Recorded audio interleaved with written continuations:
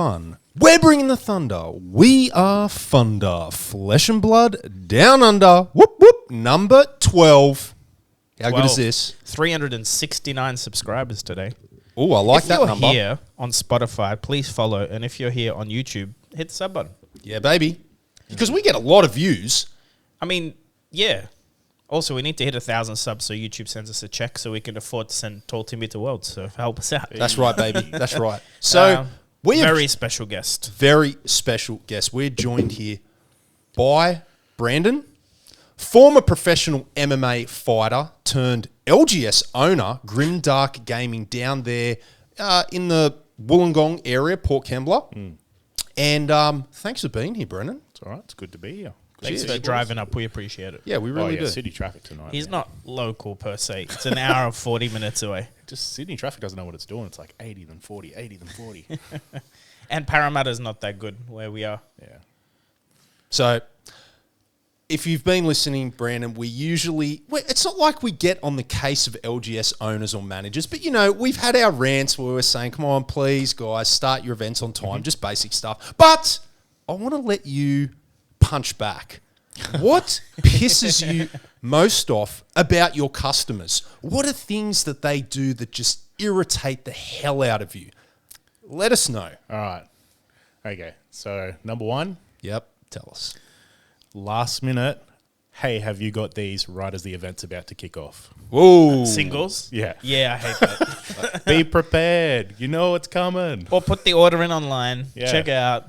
It's ready for you when you turn up. I mean, like, I'm a player first before I'm like a collector or a store owner. So I get it, but be prepared. Come on. Mm-hmm. Yeah. There's got to be more than that. Come on, give us a couple more. There's got to be a few that name you names. Yeah, no names. just tell us a few things that annoy you about, the average LGS customer. All right. Look, I know we have the terminology, sweaty players, all right? But hygiene, guys and girls, very important. It's not hard, all right? My community's pretty good. Name names. I don't have any names in my community. My community's great. We were talking about this off camera. But hygiene, come on, let's spray some deodorant, have a shower or something. Oh, yeah. You know what my pet peeve is about customers, or like fellow patrons, even people, friends of mine, I see them do it, is leaving their crap, their rubbish on the tables. Even singles. I hate that. Even happened at your event. People got the beautiful pack of Arcane Rising after a match. They crack the pack, take the rares, Majestics, and then they just leave all the chaff and the wrapper on the table and leave. I'm like, what the hell? I hate that with drinks, with packs. It's just... So food's the number one. Yeah. I hate going to an LGS that has playmats, and then people eat KFC, and then they leave the bags while they're playing. And I'm like, I didn't see you even go to the bathroom. Like, how on earth are your hands clean? And then it's wrappers and singles and drinks and... But KFC gives you the wet wipes, right? That's not enough. You're saying the Colonel needs to do more. No, these cards, some of them are expensive. Yes. No, I get what you're saying. And the playmats, like, you just don't want oil near anything. Like, I would go... Anyway. Yeah. So I actually wash my hands between rounds. Oh, yeah? Because I hate getting... And back in the day when I was playing Magic, we used to call them schmutz. The little schmutz on the sleeves. Yes. Yeah, and you could, like, scratch them off. No, it's just dead skin, right? It's just dead skin. Is that what that is? Yeah. Damn, it's I've got that shuffling. stuff all over my sleeves. dead skin. The schmutz. Okay. Actually, that's a funny thing because I've thought I've got about... plenty of schmutz on my sleeves. I was Jeez. thinking, should you, like, get alcohol wipes and, like, clean your sleeves every once in a while? Because that's other than just changing the sleeves, I guess. Nah, look, I think... By the time when I start getting those schmutz all over and you see it's like becomes like a crust even in the top opening of the sleeve. Ooh. Time to go. Yeah, that's de-sleeve, throw them out, get new ones. There you go. No schmutz. Hashtag no schmutz. I No love schmutz. that. I've got a question for you. You have to name names for this one. Oh, no. Who's your most impactful for the community for Flesh and Blood at Grimdark? Positively or negatively? Both? Look, I think I've got a couple people in mind. I think I would have to... I'll even do it as a shout-out. I give a big shout out to my friend Liam. We've been friends for about 15 years now. Shares a surname with Paul, doesn't he? Yes, Norton. Spelled a little different. Spelled a little. I thought they were related for a second. Yeah, distant cousins. Yes. One grew tall, one grew wide. Sorry. Norton the Wide. So I actually tried to get him to come and play Flesh and Blood with me when WTR came out. And I got him into an old card game back in the day called Star Wars Destiny, which just died. And he was like, no, never playing a new card game again. I got burned once and not doing it again. But then Tales of Aria came out. He saw the artwork for Old Him and he was bought over. From that moment on, he was like, no, I want to play this game. And then when we went to open up the shop, the guy was dropping whatever he was doing at home to come in and do tutorials. If I had people come in and ask, he would just come straight in with Blitz decks and stuff and teach people how to play, like the community mats that they do in the kits. He was our first community mat winner, just because, like, I think in the space of a week, I think he'd taught about 13 people how to play at the store. So It's very good. And those people are crucial, right, to the success of an 100%. LGS, especially when you're getting started Yeah. or you're trying to promote new games. yeah. They're the real treasures, the unsung heroes. I think another one is a relatively newer Fab player is Mr. Adam Leonard, which you guys would know was top 8 ProQuest at our store. Wasn't that the first time he ever played CC or something? Yeah. On Dash, right? Yeah. Was it Dash? I remember. But he's a super positive influence at the moment. He's a very positive guy. Yeah, guy's great. Always brings the vibe up. So, yeah, those would be my 2 big ones. You got Sam and Declan. They've been good at just teaching people like how to get into those, I don't know, like more competitive areas, like how to bring them up. They're the next both level. very good. I was going to say Sam was our last guest, and Big Chungus, even my channel know Big Chungus. And they're both very good players. Yes. Like very good. They, I mean, at any event they could win. Any event. Sam's very talented. Declan's very, like, Declan's just, he's one of those underrated players, I think. But like he was top 8ing ProQuest and conceding, and then not top 8ing because he conceded like an idiot. But anyway, he'll never do that again. But no, you got a good group. Actually, I think you've got maybe one of the larger, more consistent groups in New South Wales. Yeah, I think we do have a pretty substantial Flesh and Blood community, which ranges from like brand spanking new all the way to like very experienced. So we've got one guy. His name's Reese Dunn. Yes, I know Reese. Yeah, really, really good player, but just plays jank. Yeah, I'm pretty sure he will just about destroy anyone in a limited format. Limited is his thing. That's right. Did he win the draft? I think so, yeah. That's You know who we're talking about? I know the name. I'm Looks pretty sure I know looks the like John Wick. Nice. Yeah. Well, tell us. So you made a comment then that you told him about the game before you opened the store.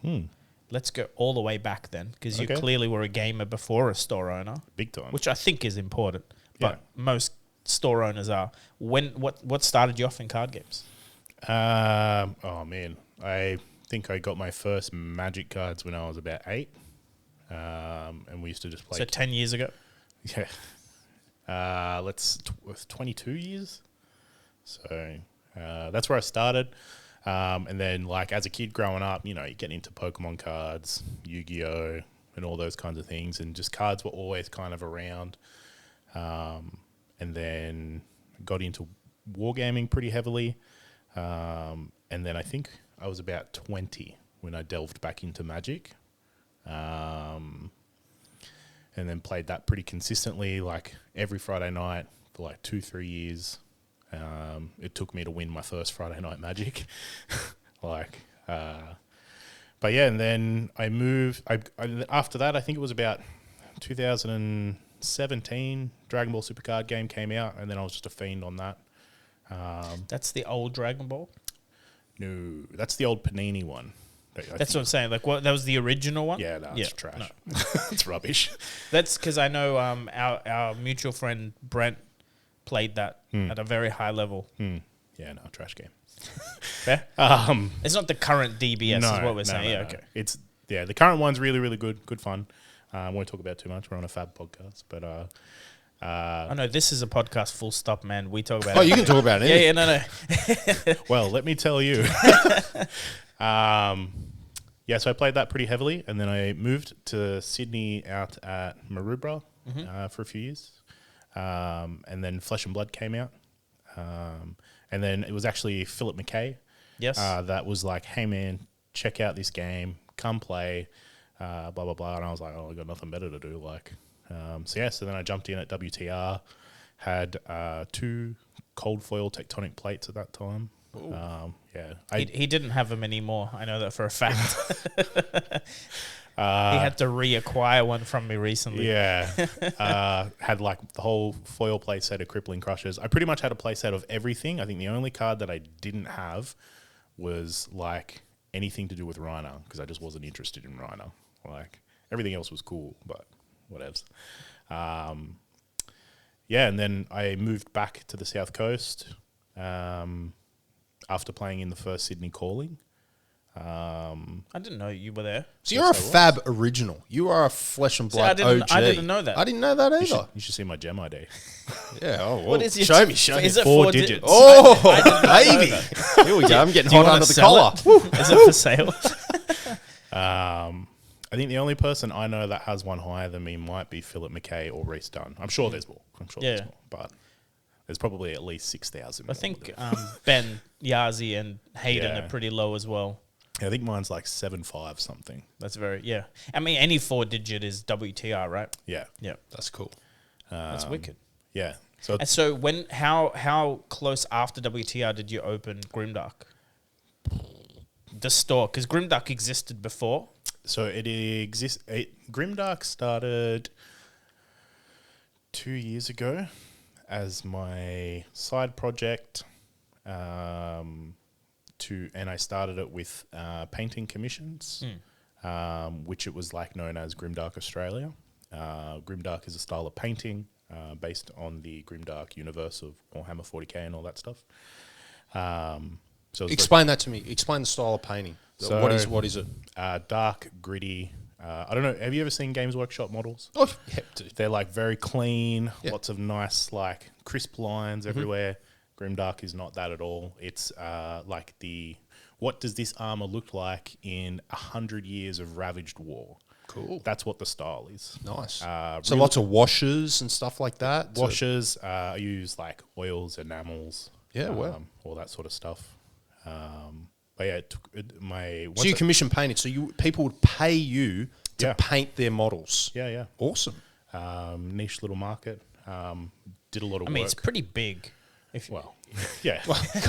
Come on, John. Maybe for No, us it is. nerds, but I don't think the average Joe probably No, wouldn't know but what's the going on. the Yeah. painting market, you can make a living off it if you. Oh, you definitely could. Really? Yeah, 100%. Wow. That's what I meant by big. Is it's yeah. like not a niche hobby, like in the If I- sense of you can't make money. Yeah. You definitely earn a living. It was great as a side hustle. When I tried to do it full time for a couple of months, but then I was too busy stuck at home cleaning the house. Because I was at home all the time, had to do all the cleaning as well. So I was just like, oh, come on, man, I've got to paint. But if you did it full time and you were quick, and that's like the trick to doing it is you have to Efficient. find ways to be efficient with your painting. And if you need to be able to pump it out the same amount of time as you would a full-time job. And if you did that, you could paint full armies a week. Whoa. Like, yeah. I think if you do it professionally, I always thought nail techs would make very good miniature painters.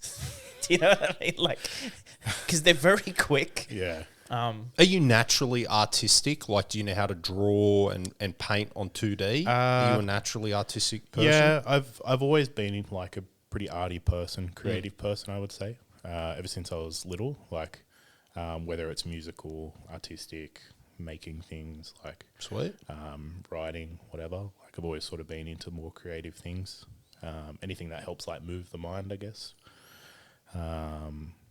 Like getting punched in the face. like getting punched in the face. So yeah, let's wind way back. Yeah, Let's go go back. way back.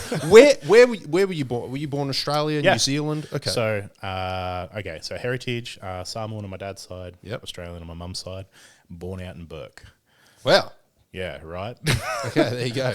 Did you grow up out there? I don't think so. I think I grew up in Sydney. I don't really remember the early years. Sure. But yeah, for the most part, grew up in Sydney around Carlingford, Dundas for a while. Oh yeah. Wow. Okay. Moved down the south coast in the year 2000, and then just stayed there ever since. Right. I have moved around a bit for work. So like I got placement up at Goulburn, placement here in Sydney, and stuff like that. This was as a corrections officer. Yeah. That's the old career. Yes. Yeah.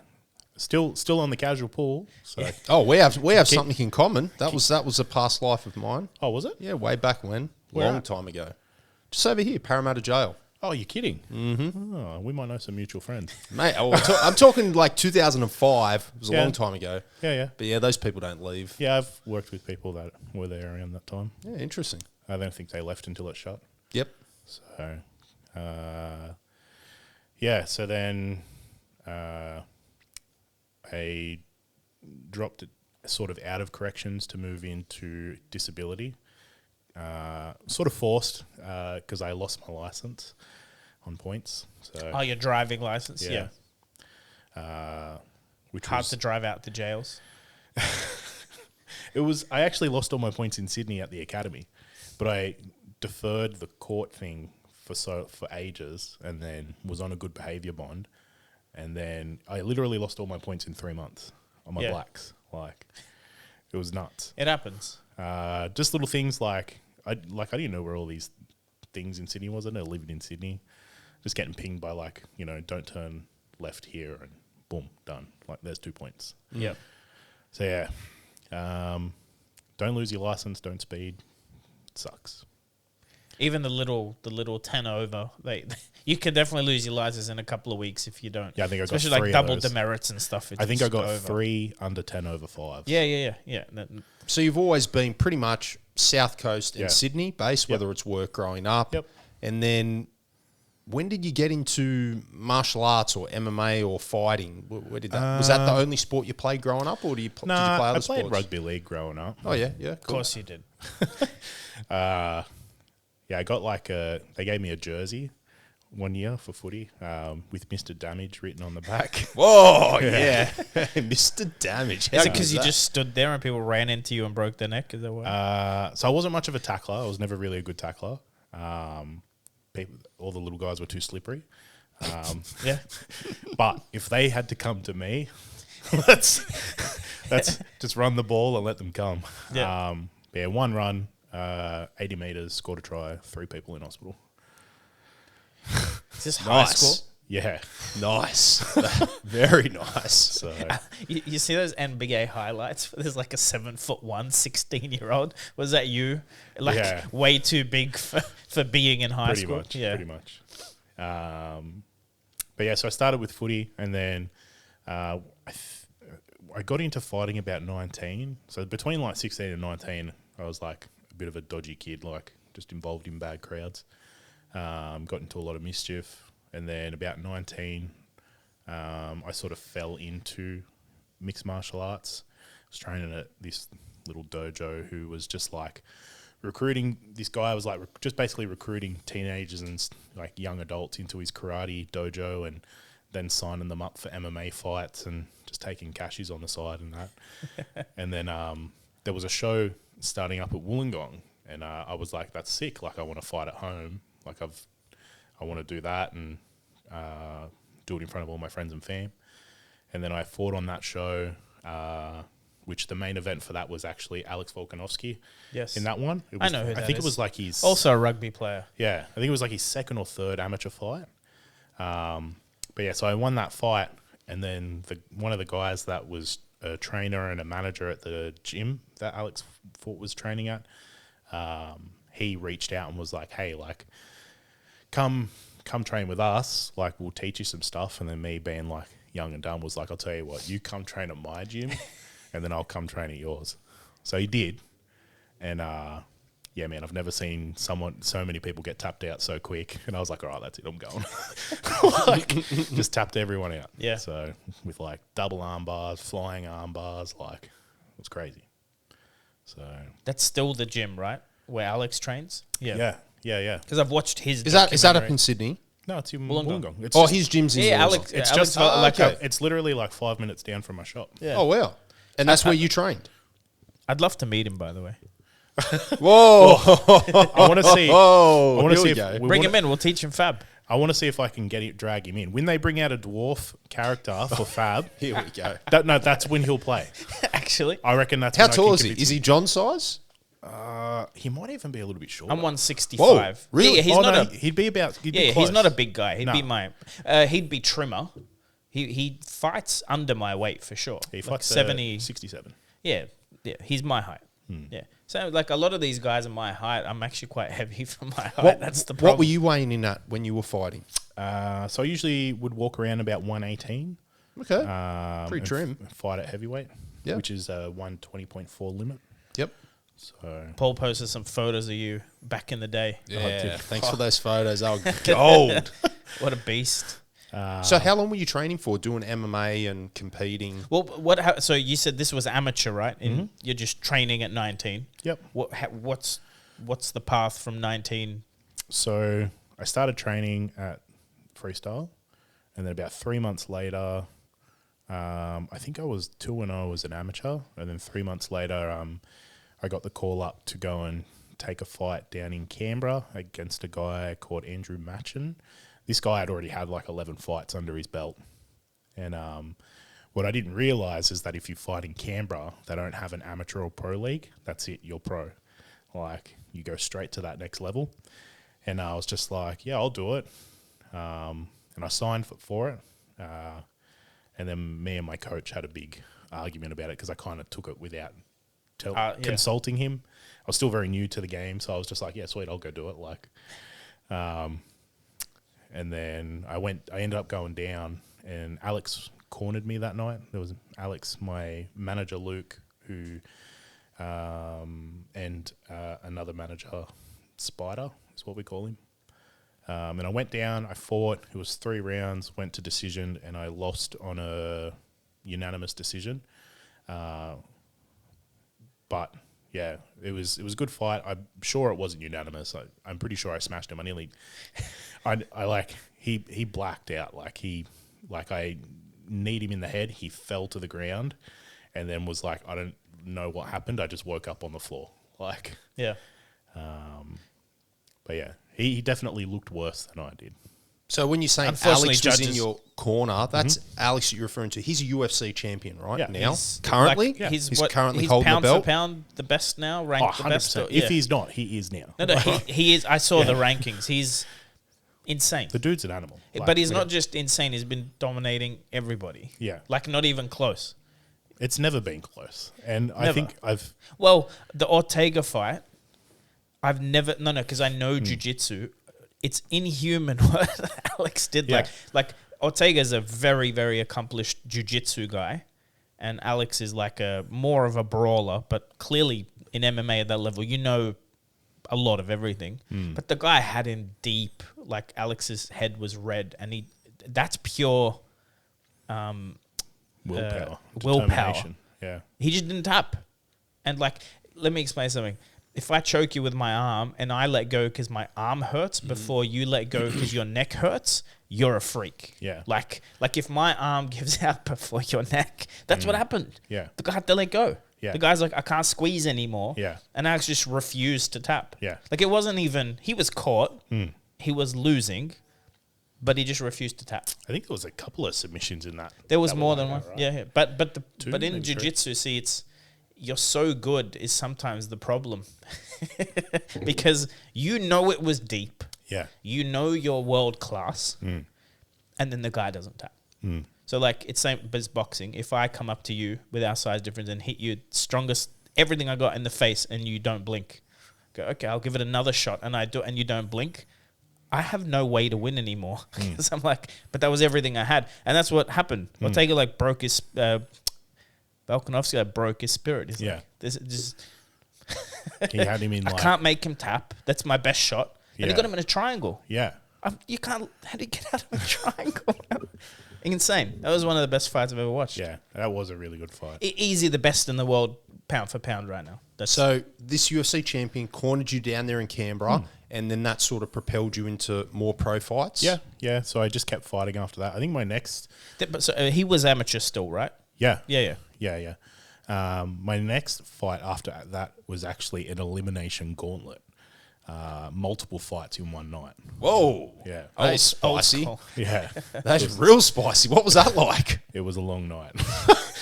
How many fights? I think it was 3 Whoa. in the one night.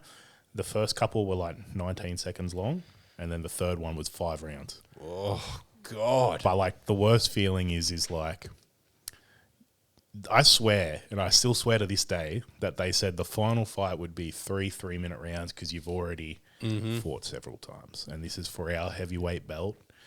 And I'm like, all right, sweet. Anyway, smashing this dude. This is a rematch between me and the guy that I had my first pro fight. It ended up. Okay. Yeah, the Canberra guy. Yeah. Yeah. So we both ended up in the finals. Both had very quick fights beforehand. And then in the rematch, we get to the end of the 3 minutes and I'm like dead on the ground. I'm like, that's it. It's done. Like I just whooped him for 3 minutes. This is mine. And then they're like, get up. You got another round. I was like, what? And I'm like disputing with the ref and the tournament organizer. Like, you said 3 rounds. They're like, no, it's 5. Because you And got I'm to like, "What?" pace yourself. Yeah. Like if you know it's 5, you got to fight for it. So it got in my head. I think I got whooped for the 4th round, and then I come back strong in the 5th. So You got there. I got the unanimous. Woo. So And you were about, what, 20, 19, 20, I think I 21? was 20 at that point. Awesome. Which is also very young to be fighting at that level. Yeah. Like, I would love to have the fights that I had then at the age I am now, or even with the maturity I have now, because just your whole mindset's different. Yeah. So And your body's still developing. Even Yeah. though you no doubt you were massive back then, you still, you inside your tent, like everything's still developing. Yeah, I don't Yeah. think your peak of strength is 20. no, It's more like No. 25. Even 30, like with the way they are now, it's like 30-year-olds peak. Because Yeah. Alex would be your age, right? no, he's 34, 35. Yeah, and he's at his peak, like at his peak. Like Yeah. there's no doubt about it. Yeah. The Well, guy's they peak. reckon heavyweights peak between 30 and 40. Yep. Yeah.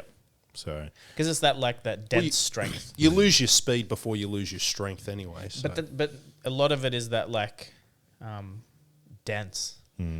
I know that from jiu-jitsu, like the older guys, the guys are in their 40s, 50s. it's just that Like, old man man, strength. they don't Where does it move. come from? Yeah, they don't move. man. Like, Is it just the arthritis? Like, but Sorry, you know fellas. what's funny is strength does come from immobility as well. If you're hypermobile, you're not strong. Like we got guys that you can't make them tap from an armbar because they're double jointed. They also have there's no way he could armbar me because he's not strong enough to move my arm. It kind of comes together. So this was all amateur. Like when did you get paid? Did you get paid for the Canberra fight? yeah, I got paid for all my fights. So they're all pro technically. Yeah. I understand what you mean by amateur, but So amateurs like dictionary definition, they're Yeah. pro fights. You're getting paid. Yeah. They're not for fun. yeah, Yeah, you're turning it's up for a prize paycheck. fighting. Yeah, Yes. yeah, all the time. Did you organization wise? Did you fight for any? Yep. So I fought for. There was a group going around for a while called Combat 8 that was run by. Oh, what's that singer's name? Shannon Knoll's cousin. That's random. Yeah. And What about me? I haven't heard that So, name. so It Shannon isn't Knoll actually did the theme song for the show, and he would come out live, and it would be Shannon Knoll rapping to like a heavy rock song. Oh, God, that would have been Of course good. he did. Yeah, Does he still have the old tickler? yeah, Sorry, he can't did. help He myself. did. So I fought a few times for them. I fought for the AFC, the Australian Fighting Championships, which is where I peaked at the #1 spot in the country. Wow. Yeah. So how many fights in total had you had up to that point when you got the championship belt? I think that was my 11th, Jeez. somewhere around there. It was over 10. Okay. And then I eventually lost to Taito Iwasa. Ah. We know him. He's a good guy. The shoey guy. Yeah. Shui Iwasa. When did that fight happen? You know what? I'm going to say I couldn't remember it because I got knocked the fuck out. Oh, he got you, did he? Big time. Have you've seen him fight? I first met him when he was about 14 or 15. I used to live with, I was best mates, well, he's still a very close friend of mine, with a guy out in Mountie County, and I lived with them for a little bit when I was about 19. So I think Tui Vasa back then, he was probably around 14, 15. Do you know what the problem Still is? And 150 kilos. He was in the same rugby league. They were playing for St Mary's, and my mate, his younger brother, they were in the same rugby team. So I used to go along and watch their games sometime on the weekend. Yeah. And that's where I seen young Tui Vasa as a teenager, and he had a temper back then on the field. I can tell you that right now. Americans are going to watch this and go, fuck, Australia is a small place. Yeah, Because they'll know the names if they follow MMA at all. But like, wait, they know everyone there. Yeah. Listen, guy, I haven't met either of those. I've met Rob Whitaker because he's in the same jiu-jitsu. Whitaker's a cool dude. Whitaker's amazing. Hardcore gamer. Yeah. He streams. Oh, is that right? Yeah. What's crazy is like, especially at the peak of his stardom when he was champ, like he'd go to a beach wrestling contest where like my brother was competing. He's there. No entourage, no one around, which to me is like a pretty big deal. Like I'd have one guy with me, you know what I mean? Because there's always some idiot that'll come up and try and start a fight with you for TikTok. But also he'd just like sweep the competition, but like no joking, wrestling competition, he'd start on one knee. Like he just gentle, didn't want to hurt anyone, but was there to just stay active. Yeah. Just impressive. Very nice guy. He's a really nice guy. Yeah, seems that way. I hosted a thing for him once at North Gong Hotel. He just come down and like met a few of the fans, and we all sat and had lunch together, and he answered questions and stuff like that. Yeah. Nice guy. Was that your last fight against Ty? No. So he takes the spot. so he took the spot. I mean, well deserved. He's top of the food chain now, right? Even still, I get people being like, "Oh, you lost to Tui Vasa," and I'm like, the guy's like one of the best guys, scariest dudes in the world. Yeah. Like, who have you fought? What's scary is he's still having fun. Yeah. Like he walks in and one shots some other world class athlete, does a shoey and just. But he's having fun. He's having a good time. No, but that's scarier. To me, it's scarier that the person is still in that fun mindset. Yeah. When there's hundreds of thousands of dollars in prize money, sponsorships, billionaire owners, But you Madison can't- Square Gardens. But that he's natural. What I'm saying is he's not like. I think he just doesn't you don't want to put that kind of pressure on yourself, So you got to have fun with it. Which is insane. Like, See that fight? The thing that you got to enjoy it. The thing that I really respect about what Ty's done is because he had a bad run, and then he turned it around, went back to think basics, he started caring less. overcame it. Like Yeah. that's respect. I love a comeback story. Yeah. I love an underdog. I love that. And when he did that whole 360, I was just like, wow. To me that shows real gumption, maturity. Like I really respect that. That was What's that awesome to fight see. against Because not everyone does that. Some people come in, go up, down, They can't out. handle it, yeah. You never hear from them again. Yeah. What's that fight he did? Is it ex-NFL player? What's the name? Recent. Maybe his last fight, second last fight.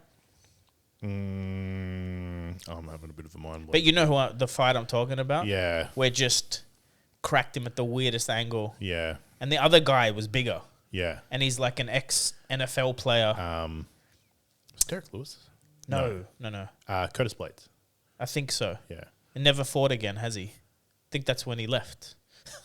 Ty's very fast. Yeah, but that's Very the thing. fast, The guy was unassumingly Ty was on the back fast. foot. It's just, I think he goes in and brawls, which is kind of what you want to see, but he doesn't go in with like a massive game plan. His game plan is, I'm not afraid when you hit me, I'm going to hit you back harder. Yeah. And I can imagine him knocking out anyone. Yeah. I can't imagine that you actually fought him. Like, that's insane. I would Yeah. just, I haven't watched that fight between you We've and him. actually trained together. I after bet, that yeah. A few times. I mean, it's a small knit circle, right? There can't be that many people. Which was good for me because it was like building up confidence with like throwing hands and stuff like that. So where my specialty lies is with like cage work and wrestling, and like I'm very much like a ground and pound guy. Like I'll find an angle on the ground and I'll ground and pound for days. Yeah. Like that's me. And I'll trip and throw and slam and roll people everywhere. Yep. So it was good for me to start training with Ty because he had such big hands, and I guess it was almost like, you got to overcome this kind of thing. Like, Yes. You can't be shy. You've had the fight. We're over it. I was a bit sour on it for a little while, as you can understand. Bit of hurt pride. But then once we started training together and stuff, and like he was fine. He's a nice guy. Like, but yeah. And then I did what I should have done in the fight, which is just shoot the double leg, and he never got back up again. So, Wait, in training or your next fight? Okay, yeah. in the training. Well, that's the thing. None of the MMA fighters are one-dimensional, but everyone is one-dimensional with their expertise. Like, people are very good at one thing usually and adept at everything else. Yeah. So you had a few more fights after that against Ty, and No, so I didn't fight Ty again after that. I trained with him. no, but you fought other people after that. Yeah, so I think I did one fight after that, and it was not a good idea because I had not been training, and in the prep leading up to the fight, I actually got a colitis blood infection in my leg, so I wasn't able to train anyway. And truth be told, I took the fight because I had just had a big relationship breakdown and was just like, well, fuck it, I'm going to go take a fight. Let's go do it. Against the governor, Ben Edwards. I don't know if you know this guy. He's one of like the best kickboxers in the country. Like, he's fought Alistair Overeem. Wow. Like, Okay. Yeah. Yeah. and he was like on the hype train, wanted to make the switch to MMA and go to the UFC and stuff. And I was just like, yeah, sweet, I'll go fight this guy. I'll just throw a double leg, get him on the ground, and that'll be it. Game over. So I went down to the fight. I jumped in. I did exactly what I just said. I shot the double leg. I got him down. I threw about 40 elbows to his face. And then because I hadn't trained, I was a little bit rusty, and then left a little bit too much space in the hip and from side control, and he managed to get himself up. And then, just bad headspace. He literally put like 2-3 punches on me, and I just walked out. So, and then after that, I promised myself I would never take another fight unless I've done at least a hard 12 months training. Yep. So, You still train?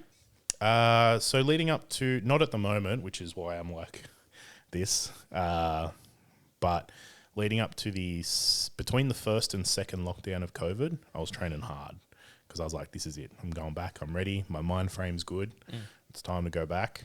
And then the second lockdown kicked in, and I went, well, all right, now it's time to open the shop.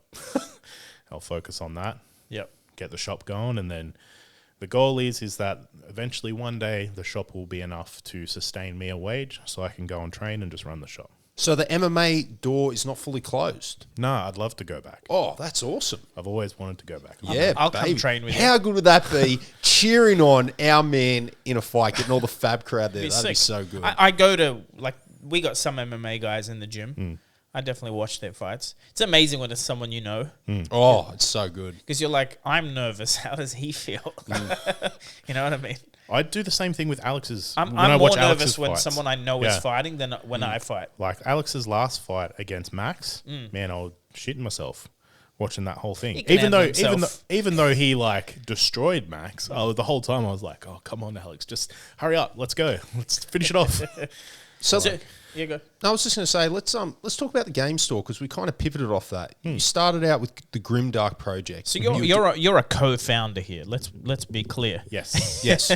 It's you're the face we talk about, but there's the real the Shadow Minister. Oh, jeez. Is that what we call it? Yes, You might have to You had sleep to- here. Yeah, you had to get the passport stamp before you came up here, didn't you? yeah. So Grimdark is the painting commission. That's all mine. That's where it started. Yep, Grimdark Project Australia. a couple of years ago. And then I kind of poached this idea to my partner, Emily, that I wanted to do this. And like, I got to tell you, Emily's number one. Like, she's fantastic. And ever since we've been together, all she's ever said is, I just want you to live your dreams. And like, I want to see you do it. That's cool. That's awesome. And then when I told her that I wanted to do the game store, she was 100% on board. She was like, do you think you can make this work? How long ago was that? roughly? About a year and a half ago, Right. we started planning. And what we did is I started with... What made you want to do that? Before we go into it, like Okay. where did that dream come? What was it? A gap in the market? Was it a passion, an itch you wanted to scratch? Where did that come from? So I've always been a projects guy. Like I always have like a million things on my mind and things that I want to work on and tinker with. But I've always wanted a game store, and me and my friend Liam that I spoke about before, we talked about opening up a game store for years. But it just wasn't the right time for him. Then I'd sort of poached the idea to Emily, and she was all on board, and we started it off with we just set up a website. Literally just, I went through things and I was like, I don't want to push too far away from what I've already done, so we'll make it Grimdark Gaming. And then I looked through for artists that I liked to do up some work, some logo work and stuff for us, and just gave them a concept and said, this is what I want. This is the branding and the type of image I want to represent. So like, I don't know, if any of you have seen the Grimdark Dragon, it's very aggressive, it's bright, it's red. And that was our branding, is to be like aggressive, competitive players in here. Princess Spike loved that dragon, by the way. Absolutely loved it. I think out of most of the stores I know, your branding is the best. You know, we actually get a lot of compliments from other stores that say, I wish we had their branding. Yeah. It's an idea. I think you already have it, but for franchising, for sure. I'd love to see more Grimdarks. That'd be sick. One day. One day. So we started with just a website and just selling like cards and stuff on there, booster boxes of bits and pieces of what we could without having a brick and mortar store. And then I was just scouring real estate all the time, like looking for shops and looking at other places and seeing what they were doing, what did they look like. I'd go and come up to Sydney and check out other stores and that, and just see what they looked like, how they merchandised, what events were they running, and then the local stores for like our area, which is like, I claim Illawarra and Shellhaven. So it's a big area. It's like 5,000 kilometres squared. And I just saw that they were only doing one thing, which is Magic. And I just knew that there were so many more good games out there that could be played that just aren't supported in our area. So I spent months looking at real estate, going and bugging real estate agents to go and look at different shops and venues to find something that I liked. And then the shop that we have now, I think I had been talking to the real estate agent about that place for about 7 months. Like when is it available? How much do they want for it? Can I come and have a look at it again? Like, the owner of this place, the guy that we rent it from, dickbag. Hope he hears this. Whoa. Sort of really dragged out the process. Okay. And then wanted more money, and I don't know, there was some dodgy stuff.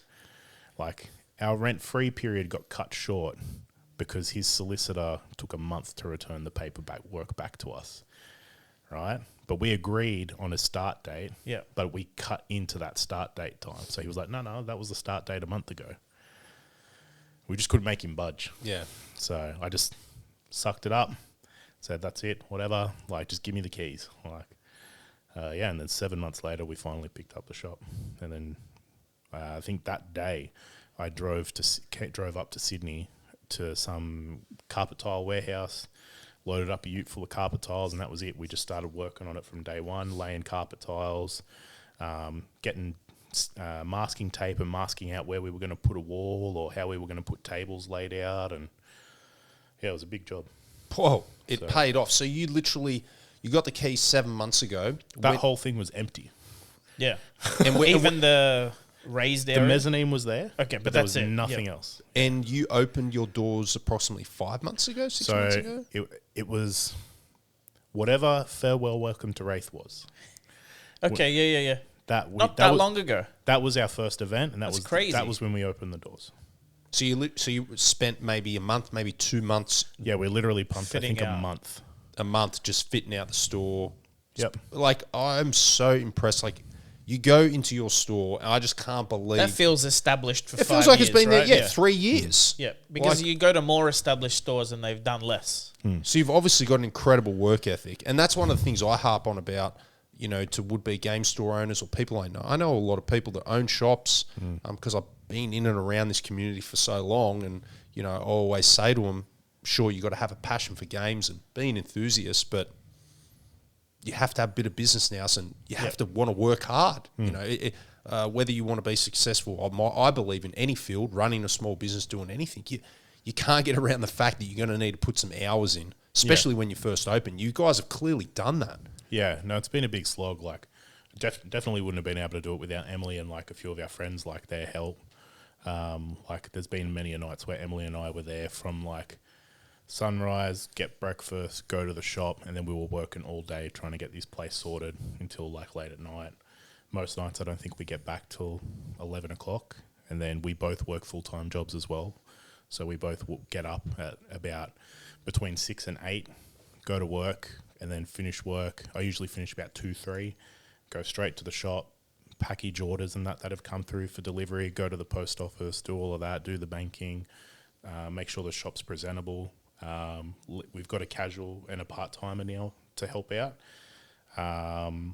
So usually I leave one of them there, and then I'll go pick up Emily as soon as she finishes, and we'll drive back and start running our events. So, And she's there right now. yes, she is there right now, running 3 events. Shout out to Emily. Yeah, big shout out. Like, even though that's like maybe not sustainable, that's burning the candle at both ends. Oh, 100%. It must feel, you must feel fulfilled and have a lot of that satisfaction, after putting in those hours and seeing your dream come together. Like, it must feel incredibly rewarding, right? I think, and this is going to sound really, really cheesy, like, if you love what you do, it's not really work kind of thing. And I think that's how I find it. Like, for me, when I was in the jails, I hated being at work for 12 hours on a shift. It sucks. You're counting down every minute. You're drinking 20 coffees a day. You know what I mean? Like, Yeah, I do. as soon as you're standing at the gate, you're waiting for them to call it correct so you can get out. Like, but with the store, like, even when we get home at 11 o'clock, like, there'll be times where I'll jump on the computer and I'll be tinkering with things, whether on the website, like, or entering products in, and I'll be up till 2 o'clock in the morning. Like, and it is 100% burning the candle at both ends. But I need that wick to be as long as it can for as long as possible. Look, So, I don't necessarily agree. So I worked 3 jobs for a short period in my life. So worked for Mercedes-Benz, 8 a.m. till 5. Went home, quickly ate, went cleaning job all night, then Uber drove, right? My mum was like, "You're going to die." And I go, "No, because I got a goal. yeah. I'm fine. Like, I'm not doing it to support a drug habit. Like, Yeah. I needed the money for house deposit, and I figured I can do it. Do you know what I mean? And it's other things that fall off. You'll maybe see your parents less often and friends less often, and you won't game as much. But I think of because I know you have a goal, and the shop's already. Anyone looking in from the outside would say it's successful. You would know the books and what else you need to do, but the shop is full when we go. All the events I've been to, which are the larger events, skirmishes and pro, they're always full. Like, your seating capacity is nearly at peak. Yeah. You got stock on the shelves. You got singles selling. People at the counter all the time. Just do it. Yeah. Because that's also how most businesses start. Is you don't get paid at the start, but it pays very well at the later stage, and it all balances out. Yeah, I think that's what I'm hoping, and I'm also very paranoid when it comes to stuff like that. Like, for me, I need to know that our personal finances are sorted, because we've bootstrapped the whole thing. Like, I can imagine, like, all that stock and stuff. If that's your shop's full. Like, it was big. Like, and putting a lot of our own personal finances into it to buy stock, to get it kicked up off the ground and whatnot. And I think like we don't take anything back from the store. We don't take money back. Like everything stays in the store, goes back in the store, and like, you know, they say like, oh, save your money, it'll compound on itself and all that. Like that's for us is what we want the store to do, to grow it.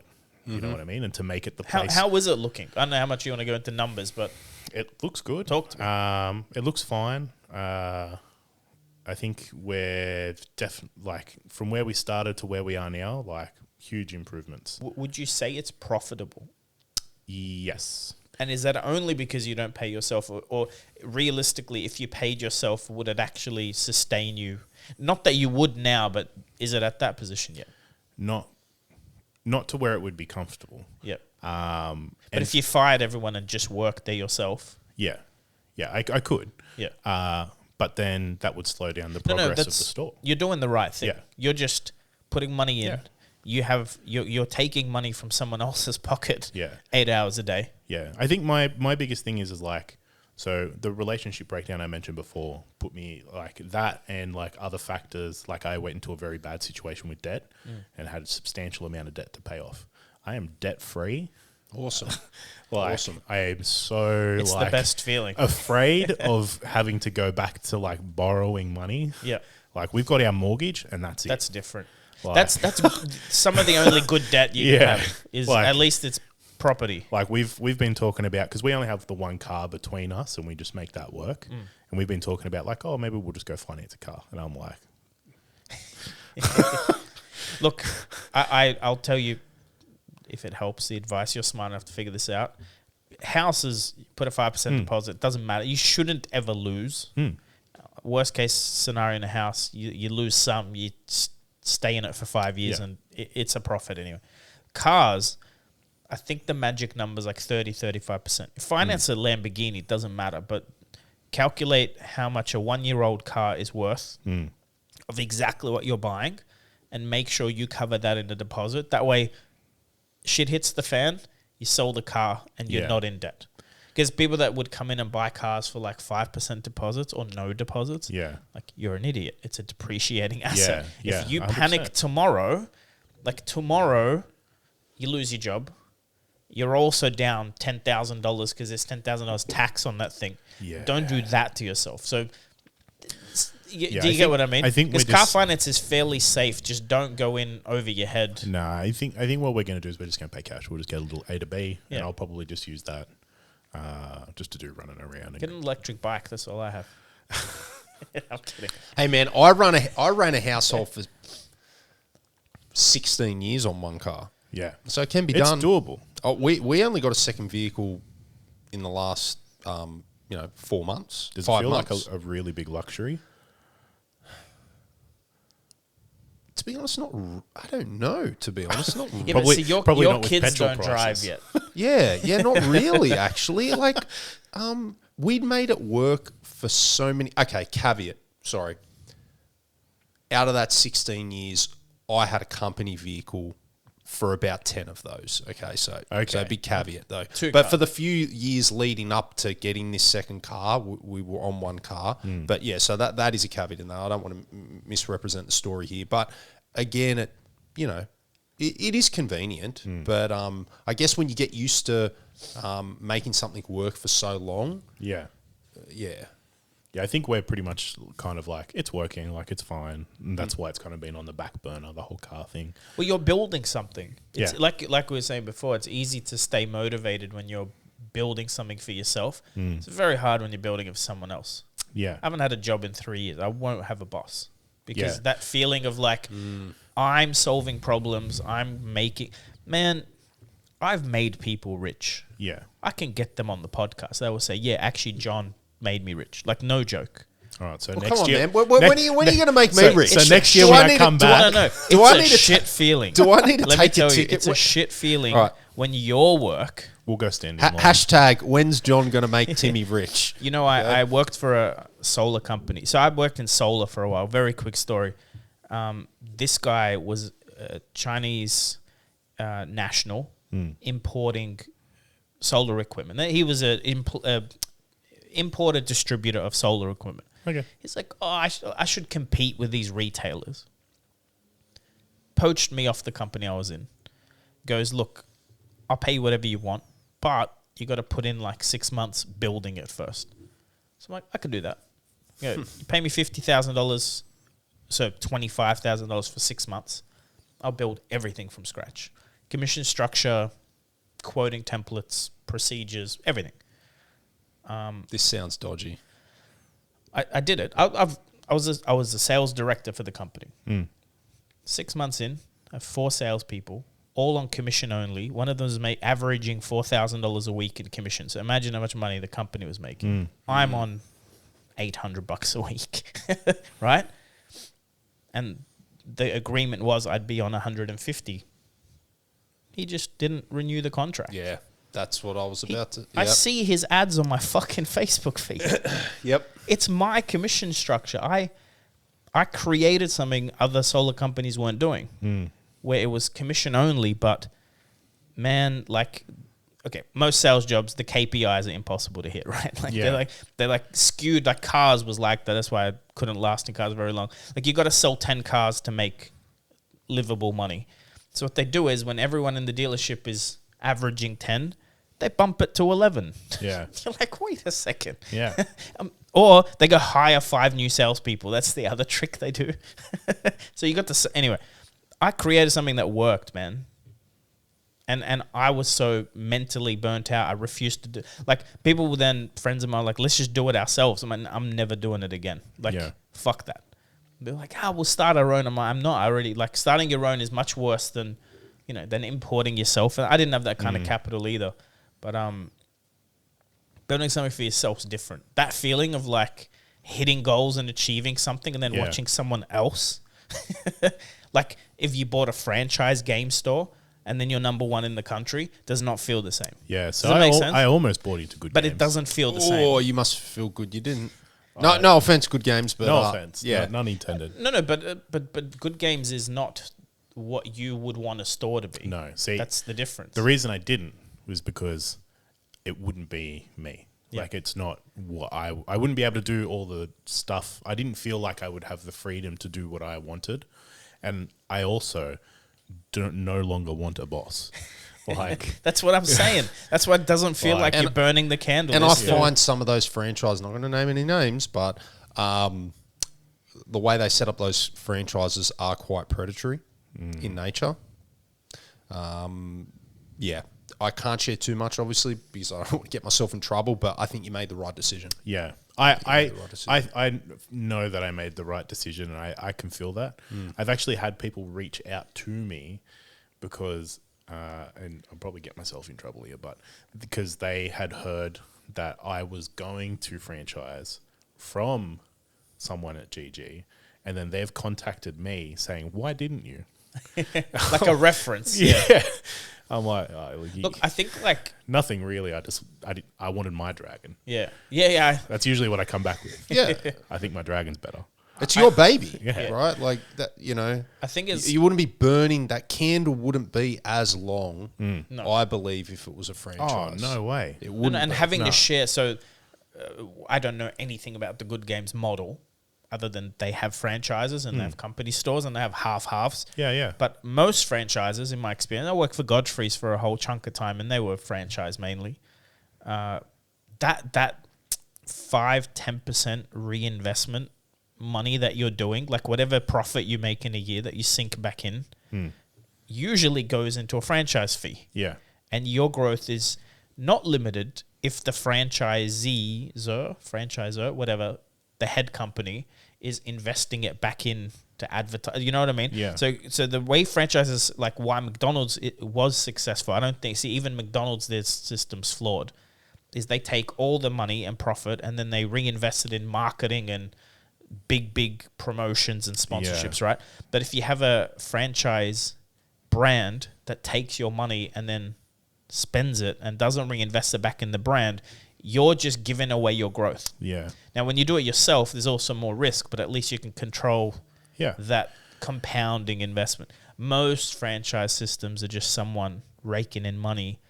While if let's say down the track, I go, hey, I want to do a Grimdark in the Hills area to use the brand. But then when you run 1K events, we both can Yeah. reap the benefits of advertising and sell more tickets, and Yeah. you got more negotiation with suppliers and stuff. That's when a franchise business is very, very profitable and for everyone involved. Yeah. I think real estate. My uncle owned like a professionals franchise.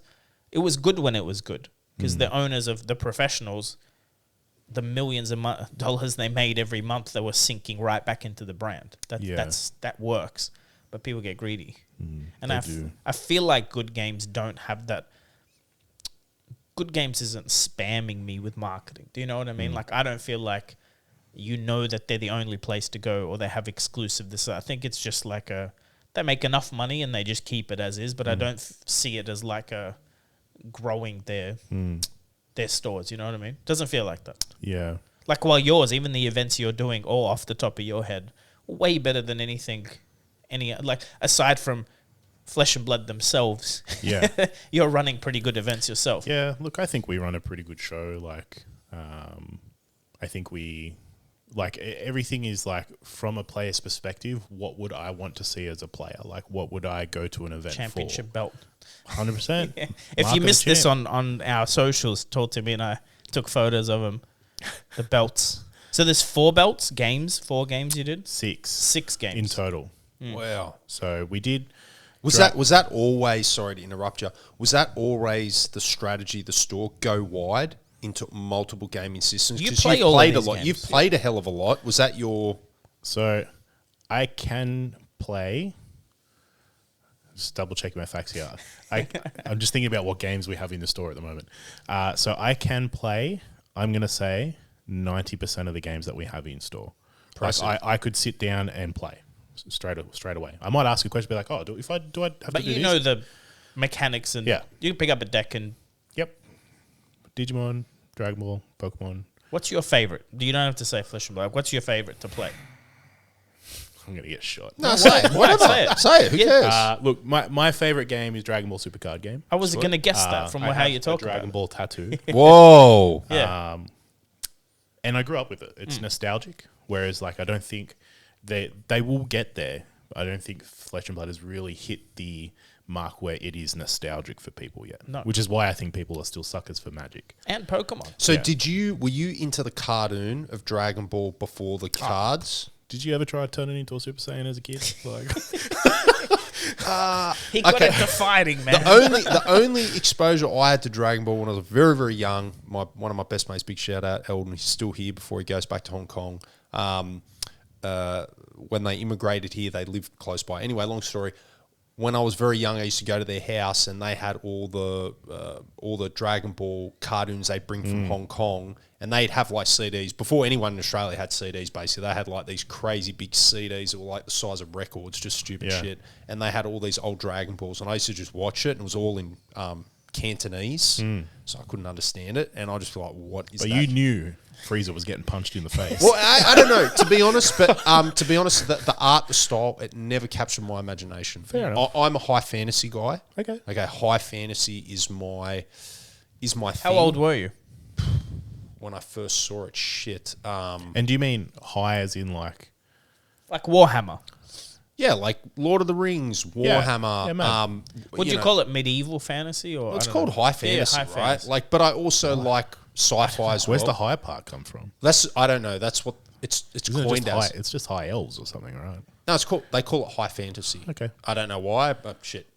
I'm going to Google. I need to Google. I'm going to check. Google the definition. Yeah, of but that. It's known as high I understand fantasy. what you're like saying. traditional fantasy, Dragon Ball like dwarves, elves, Okay. orcs, goblins. I think it is called high fantasy. It's like called- the genre. Yeah. When you Because I feel medieval's its own thing, right? That's like medieval isn't Medieval's necessarily a- magic and dragons. Yeah. Medieval's a like a historical period, right? high fantasy. I'm thinking like wood elves, like yeah, yeah. Like that. That's Dragon exactly Ball's right. Like 100% focused on kids. high Yeah. fantasy is like Yeah. like That's why I'm so- curious how old you were when you got exposed. When I seen to shit, I don't know, 5, 6 years old, Okay. maybe, very, very young. yeah, didn't appeal to you. No, none of the anime stuff did as a kid for me. Like Sailor Moon, any of that early stuff, it just anime style. I never Yeah. got into it. Like I said, I was more into, I like Ninja Turtles. Oh my god, Transformers. Sure, love that shit. You know, they had a card game. Yeah, they did. Yeah, Apparently, it was a great success. Ninja Turtles? No, Transformers. Transformers failed. And then they just shut it That's well, by Wizards. Warcraft had one as well. They all went under. But yeah, getting back to that, like, so Dragon Ball Super's your jam. Started with the cartoon, went into the card game. Yeah, when the card game came out, I remember when the previews came out, I was just like, okay, I'll have a look. And it was like Magic, but way better. Like, way better. I think the artworks is what really got me, and the way that they do their foiling is insane. Like, Yeah. The cards are pretty. oh, Sick. there is nothing better than like opening up your opening hand and then your whole shirt glows. from foils. Whoa, Like, we've got a Timmy in the house. yeah, No, but they do like the best. yeah. I think. Where are they made, sorry? Weiss quality. Japan. Yeah, Weiss Schwartz quality is close to it, but more bland. Dragon Ball is Yeah. like when you hit one of those, like But I've see, actually got some. See, Weiss Schwartz is like, I believe a lot of it is just cut straight from copied, the anime. yeah. Whereas the Dragon Ball artworks are fully redone artworks. Yeah. Some of them might represent scenes, but they're all like drawn for the card game. It's Right. amazing. I love the art. I grew up in the Middle East. Pretty strict parent. We didn't even I think we weren't even allowed to watch Ninja Turtles because of the violence. So we knew from school and stuff, but we weren't we read more than we watched anything. So by the time I was the age of exploring this stuff, most of it had passed me by. Yeah. But I got into Dragon Ball more recently, watching it from episode 1. Like, man, this is a huge task. Nah, just do yourself a favor. Yeah. Just watch the Dragon Ball Z Kai.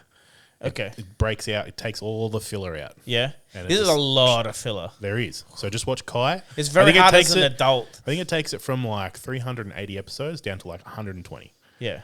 No, I watched all of the original Dragon Ball and then got to Dragon Ball Z. I don't know. It's great IP, but still, I'm just too old. See, we talk about art. People get into these games, I think, based on art or Oh, 100%. nostalgia. These guys have some of the best art I've ever seen. Yeah. Like, I think this is why I'm excited for Sorcery. I don't want another main game, but the art the minute you see it, you can tell that. I think the guy I spent did actually look into that, like I said I would. yeah. I will take you up on that offer. done. The thing that's nice is it's non-digital. Yeah. That's No, but also just like so Flesh and Blood has a positive, which is like, I played Dory. 99% of the cards are Dory looking cards. The deck look like and it's high quality art. Sorcery has this like these cards are from different dimensions. Yeah. Like the elements are different, but then there's so many different artists and so many different takes on things, but it's not like attack actions and stuff. It's all every card is like its own thing. Yeah, it's like early Magic art. It's eclectic, very cool. very eclectic. Yeah. Very, and I really just want the cards. I'll play it a little bit because I'm sort of willing to jump into a new game. Magic I'll never touch because I do not want to. I understand the mechanics. I don't want to have to know 5,000, 10,000 cards. I have to catch up.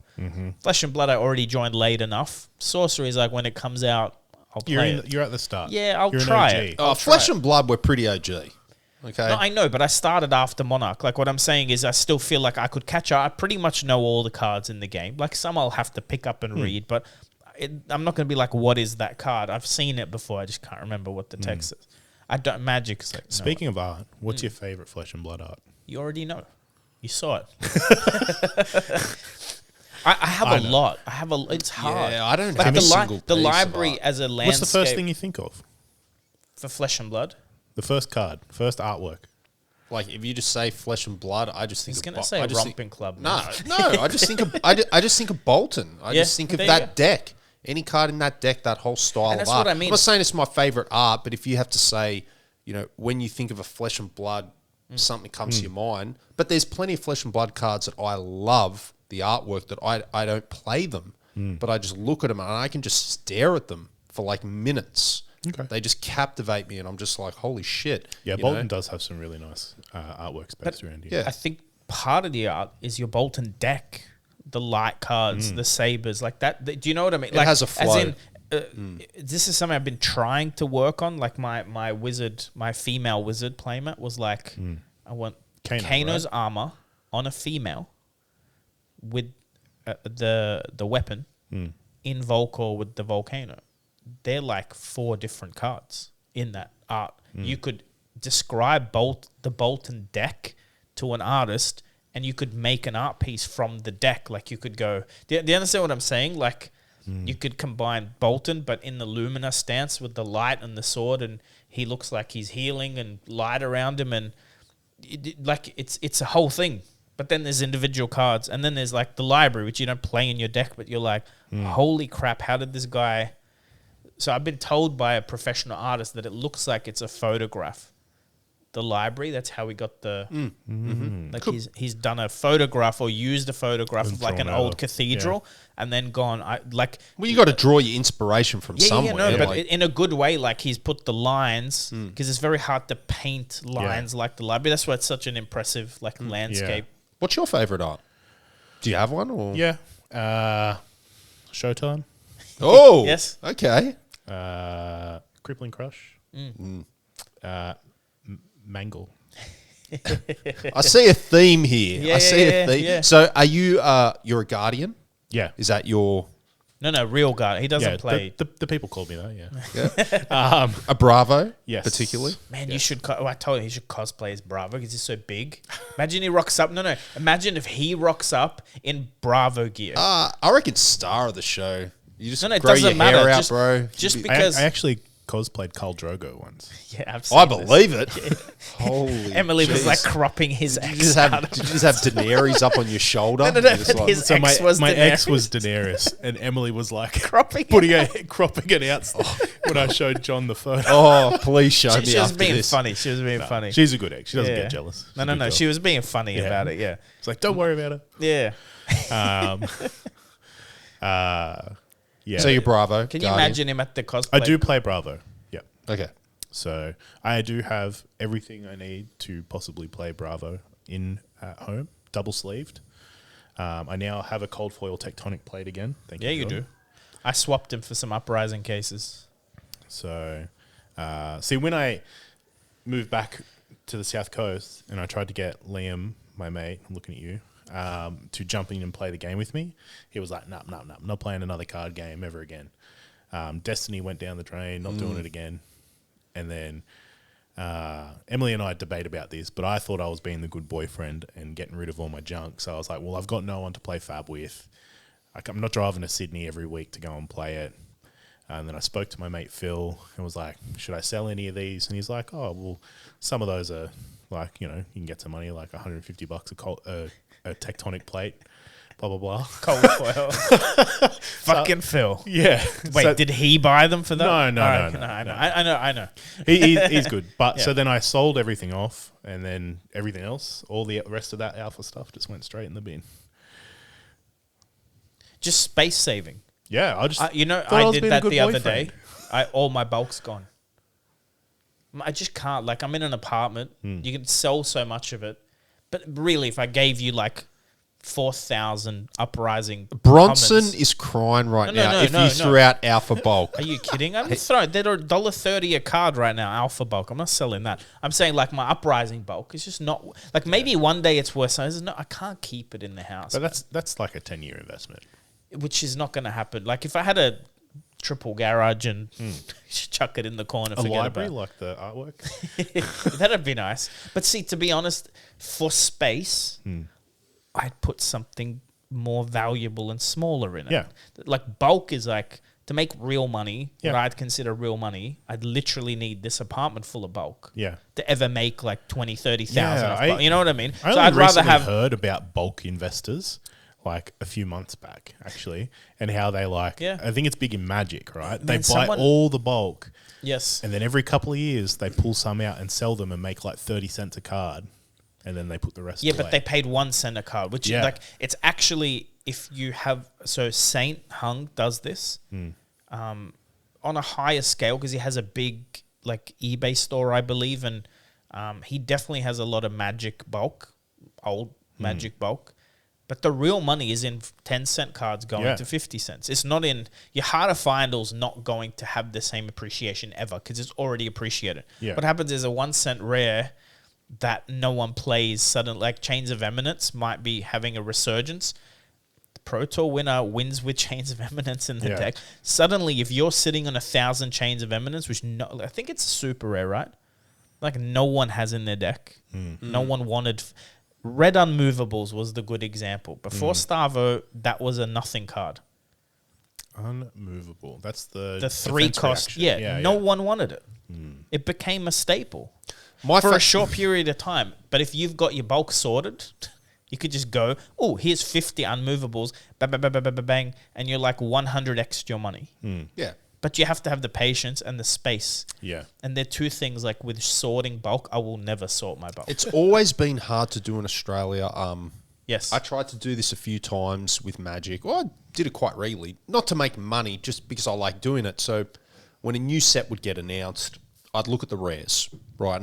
And I'd pinpoint cards that had an ability that had never been printed before.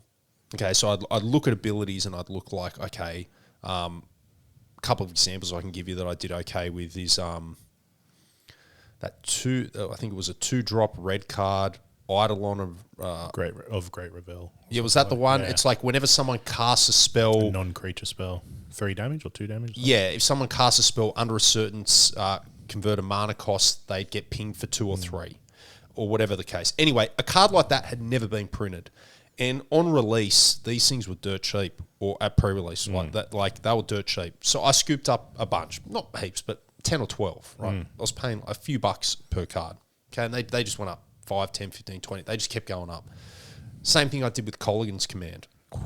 Same thing. I bought like 20 for $2 each because, you know, I just saw the modes on it. I was like, holy shit, I've never seen a card do that before. And I just bought them and I just saw, oh, well, I need a play set and then I can sell 5 play sets. That's the way I thought. But you could never do it at scale in Australia because we don't have a TCG player. We're not like America. You can't mass dump cards. Yeah, you can't. I can't like go on TCG Player List and 100. buy 100. Yeah. I can't just go on TCG Player and buy 150 collars and commands and then flip them 6 months later. I don't have the means to do that. I think Noah's working on it. There are a couple people. If he fails, I'm going to have a meeting with Card Merchant. What are they called? Card Market in Europe. Who's the big one? Card Market, I think. Okay. And TCG. I can't imagine those two companies don't have the resources to do a .au. Did you hear about, like, you know, Binder Pos? Yeah. Yeah. That's what I use. Binder Pos. What do you think of it? It's okay. Okay. It's all right. Yeah. There's some. Yeah. I've got my nitpicks, but Yeah. I use Binder Pos as well.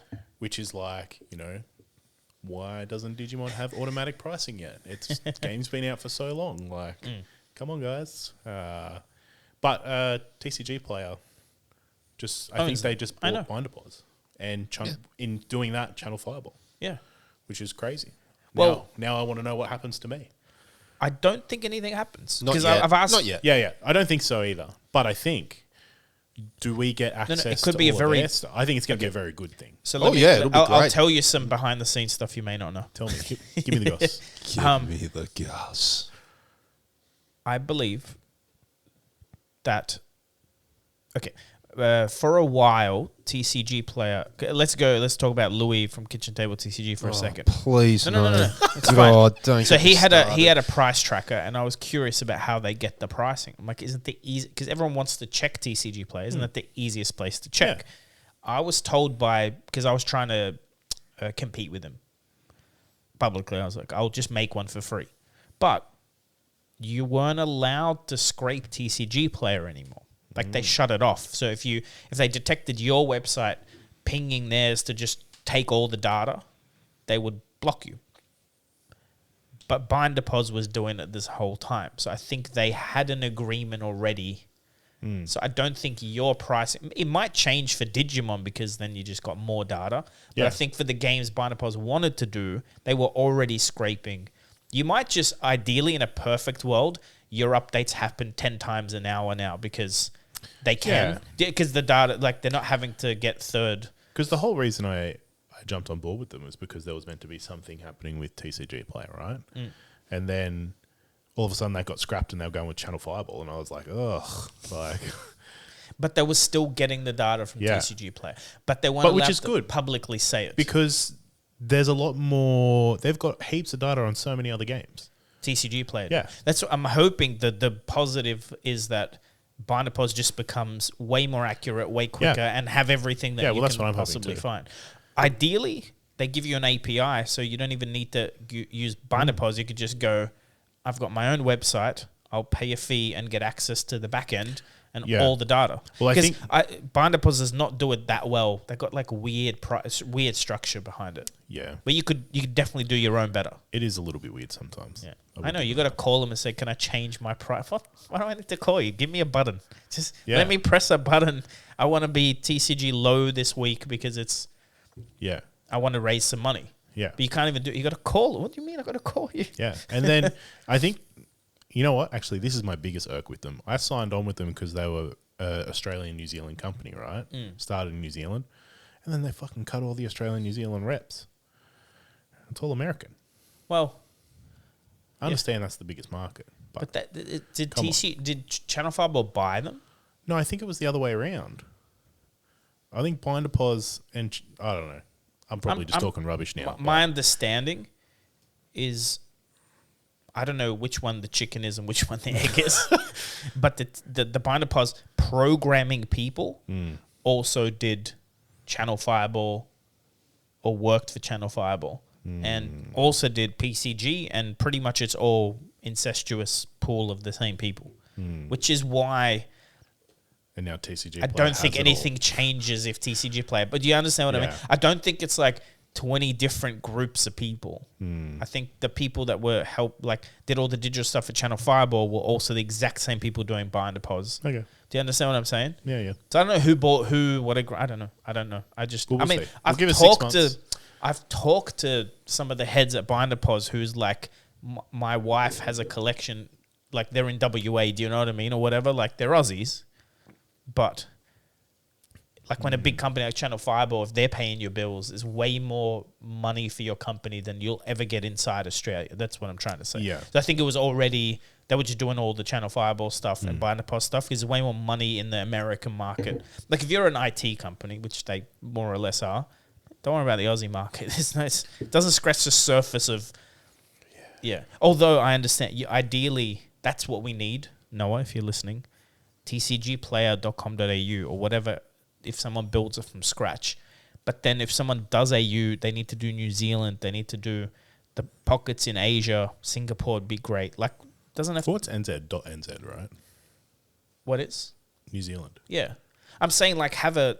Because TCG Player doesn't even work in Canada. Yeah, right. Like you can buy... But the shipping, like when you go, all right, buy these 50 cards, the shipping ends up being more than the cards because it calculates international shipping. So even Canadians don't use TCG Player, which boggles my mind. Missed opportunity. Make a TCGplayer.Canada. Yeah. And just go, I can opt for Canada, and then it only shows me people in Canada. Yeah. But just make, like, it's insane to me that doesn't Well, it's like exist. Amazon, right? They got amazon.com.au. And you can just select the button, ships from Australia or doesn't ship Yeah. from... Man, imagine saying no to money. Do you get what I mean? Like, it's like you being in a game store and refusing to stock anything but one game. You'll go under. Like, you can love one game more than the others, but you can't refuse to be a card shop. You know what I mean? I think that's where we've seen most of our success is The diversity. yeah. But you do it well. You don't have like, okay, I've been to stores that shit talk other games. I don't think I've never heard you do that. No, I won't. Yeah. You Why guys would love everything. Yeah. Everything's got a pro in it. But he everything's also got never cons. like tells you or tries to like evangelize you off your favorite game into another. You've never like unprovoked gone, you know what you should try? Forget Fab, try Dragon. You never like you don't care. No, I think Fab is a great game. I think I know they've- it is. They've done a fantastic job. James White, whatevs. That crew, amazing job. There's still only 35 people. Yeah, I blew out when I heard that. I didn't know that. And by the way, that covers like the whole company. Distribution, like worldwide. Yeah. Account managers worldwide. That's like 35 people's nothing, man. I had 600 cleaners Yeah. under me at one point. Do you know what I mean? Like, and So- that was not a big cleaning company, is what I'm saying. Like that was a mid-size. Speaking of James White, I actually sent him photos from the Fab event Yes. with like the belt and stuff. Yes. And his reply was, oh shit, that's insane. He would have loved that. Yeah. So, like, you know, I'd like to hear, what advice would you give, Brandon? Like someone in, I don't know, New Zealand or someone in Germany. Big shout out to our German audience. They're at home, similar to you. They're working, they have a partner. They've always had that dream to create something themselves. How does someone get started creating an LGS? What are some tips? What would you recommend to someone out there? Can I ask you some specifics? Yeah, Sure. please. I'd love to. How much money would you say someone, like if I wanted to do what you've done, which is rent a store, month of fit out, when the doors open, there's stock and I can operate. What would you advise me now that you've done it? If you had to do it again, if you had to open Grimdark 2.0 in Sydney somewhere, what would you tell me I'd need? I think depending on the size, layout, and what you're fitting it out with, like what your market you're trying to capture, which is different. Like in Sydney, you might be more card games than wargaming games. You might not be able to have the space. Let's just for it. replicate yours. So that But if I was to do it again, at least 150K, 200K, like that's just for that. including the rent, everything. Yep. Just pay And- up front, pay your rent ahead in advance. Yep. So give yourself like 3-6 months in advance. So that way you don't have to think about it. You've got 6 You're months. including in that number. Yeah, just to focus on running the shop Yep. and getting it moving. Kit the whole thing out. Have like when you think you've got the layout, do it again. Yeah, don't work off draft number one. Yeah. Do it again. Do what we did. Put sticky tape on the floor, like masking tape on the floor. Lay everything out. Test it out. If I sit here, like, and get up, like, is the shelves too close to me? Like, Yep. like I think we role played like having an office out the back and how that would be, and like, should we just have one section? Should we have two sections? Like, how are we going to? How much? So there's a lot of thought put into that. That's Yeah. you really, a lot of care, a lot of thought. Everything's premeditated, Yep. methodical. You've thought through everything. Yeah. Well, yeah. And then sometimes I just wing it and I go, Yeah. it'll be fine. Yeah. Just do it. Sweet. But you can't wing the whole thing. No. Yeah. There's some You things you definitely can't. wing, but And sometimes you can pretend to wing it, knowing full well what you're doing. yeah. Just to like people be like, why are you always winging it? So before you go on, 150 to 200. This is Aussie dollars, so it's like 10 cents in America. But Yeah. how much of that is buffer? Like, obviously, rent is just having enough cash that you can pay rent for 6 months and not stress every week about it. Well, I think the initial thing is, right, is like a lot of people are going to be cash up front, like with their distributors and stuff, right? So this is what I was about to Yeah. ask. How much of that do you? Because I'm imagining, I don't think you're spending that all on day one. You're saving money for new sets. Yeah. That's what Oh, you're saying, 100%. right? So in a 6 month period, is what you're saying. You'd want 200K in Yeah. a 6 month period. Yeah. Like six 150 to 200. Yeah. So probably like, I think you could probably do like, and if you're cluey enough and you know sort of what you're shopping for, and if you've got mates that can help you do it, maybe 20K on fit out. Yeah. Like absolute maximum. Like Yep. unless you're opening some monstrosity mega store with 50 employees or something With a like laser tag thing out the back or Yeah. something. Yeah. that. And an escape room or something. Like, Which is great, but we're talking just a shop. Shelves and but like posters and shelves, like you've seen our store. Like we've got industrial style shelving, because like at the end of the day, like I was like, well, it fits the Grimdark theme. yeah. We'll get it. Your shop looks great. I think it looks Yeah, alright. it looks awesome. It's functional too. Yeah. And then you probably want, like, you need to have product. Like, you got to have stock, man. Like, we've built up the collection. And one of the biggest bits of feedback we get from our locals is, like, every time they come in, like, every month, something new has happened. And they love seeing that Oh, progress. hey, it's so But good that to see. brings people's wallets out. I check your singles cabinet every time I come down, just every couple of months, and there's always new stuff in it. Timmy's Yeah. are impulsive. We get in there, and if we see something that catches our eyes, and we've got a little 50 in our pocket burning a hole in our bloody pants, Yeah. well, you know, like, but if you don't have stock, and I'm telling you, I've been to stores Yes. in the past, they don't have stock, or it's like, oh, you want something, got to order it Man, my in. biggest pet You know, peeve- people want to spend money, or they want to buy something and then upsell to something else. So I actually got a phone call today from a guy who said, "Hey man, I've never been to your store before, but for some reason, everyone I talk to about this tells me to ring this store, like go see these guys." And I was like, "That's awesome for one." And he's like, "Do you have Digimon starter decks?" And I was like, "Absolutely." And he's like, "What ones do you have?" And I'm like, "What one do you want?" And he's like, "Do you have all of them?" I'm like, "Everything but the original 3, because they're long gone. That was the first set, long gone, not printed, can't get them anyway." And he's like, "Oh, well, that's fine. When can I come in?" I was like, "Come down now." And then he came in and I think he bought 4 starter decks. Like, What's funny, like I don't think I've shared this story many times. Smack in the middle of COVID lockdown, before I bought my first Flesh and Blood box, I was looking for Magic starter decks because they're supposed to be free. So I was like, I just want to play a game. This is before Fab was on my radar. Same thing. Rang 3 stores. Nothing. Like, sorry, you'll have to come when we have an event. I'm like, it's COVID. I just want to click and collect it. Like, I just want to... yeah. Like I said, I'll buy something off you, but I'd like the free decks I would get. Oh, sorry, we only give that... Do you know what I mean? I'm like, it's a fucking free starter deck. Just give it to me. Use your brain. Just give it to me. It's Yeah, COVID. But it was and you've got a customer on the line that's going to spend money. But Yeah. it's the same thing. And what's funny, like, to me, because I have an ego, I'm like, I'm a big fucking wallet, mate. Just give me the deck and, like... Do you know what I mean? Because I know I'll spend. I'm already, like, nearly $500,000 into Fab. Like, what do you mean? You can't give... Like, but you don't start the conversation. You just want to start with the free deck. Yeah. Like, every big whale collector also just probably started with a small product, got a good experience before they pulled their credit card out. Yeah. These guys want to give me a deck. And I eventually got them. And then, funnily enough, people complain about, like... Also, I know in context, the Magic starter decks are supposed to be at the event and someone teaches you how to play. But there was nothing in those decks that taught me how to play. Like, use No, your brain. but nothing taught me how to Yeah. play. No one, again, Fab did the same thing in their videos. They don't at any point, like, suggest having dice or a live pad. Well, that's why they've got an app coming out now, right? But to help teach. No, but still, like those classic battle decks, people talk about the price and that. What I feel is missing, put a D20 in their Fab-themed one, put a life pad in there, Fab theme. You know what's funny is if there was like a nice leather Flesh and Blood notepad holder thing, that would sell. People would be like, "Oh, I want to use the Fab." You know what I mean? Yeah. That's what you put in the starter deck so that someone who's never played a card game before can... I don't know if you've noticed, but at our store, we do like a lot of our own Yes. like merch, play mats and stuff.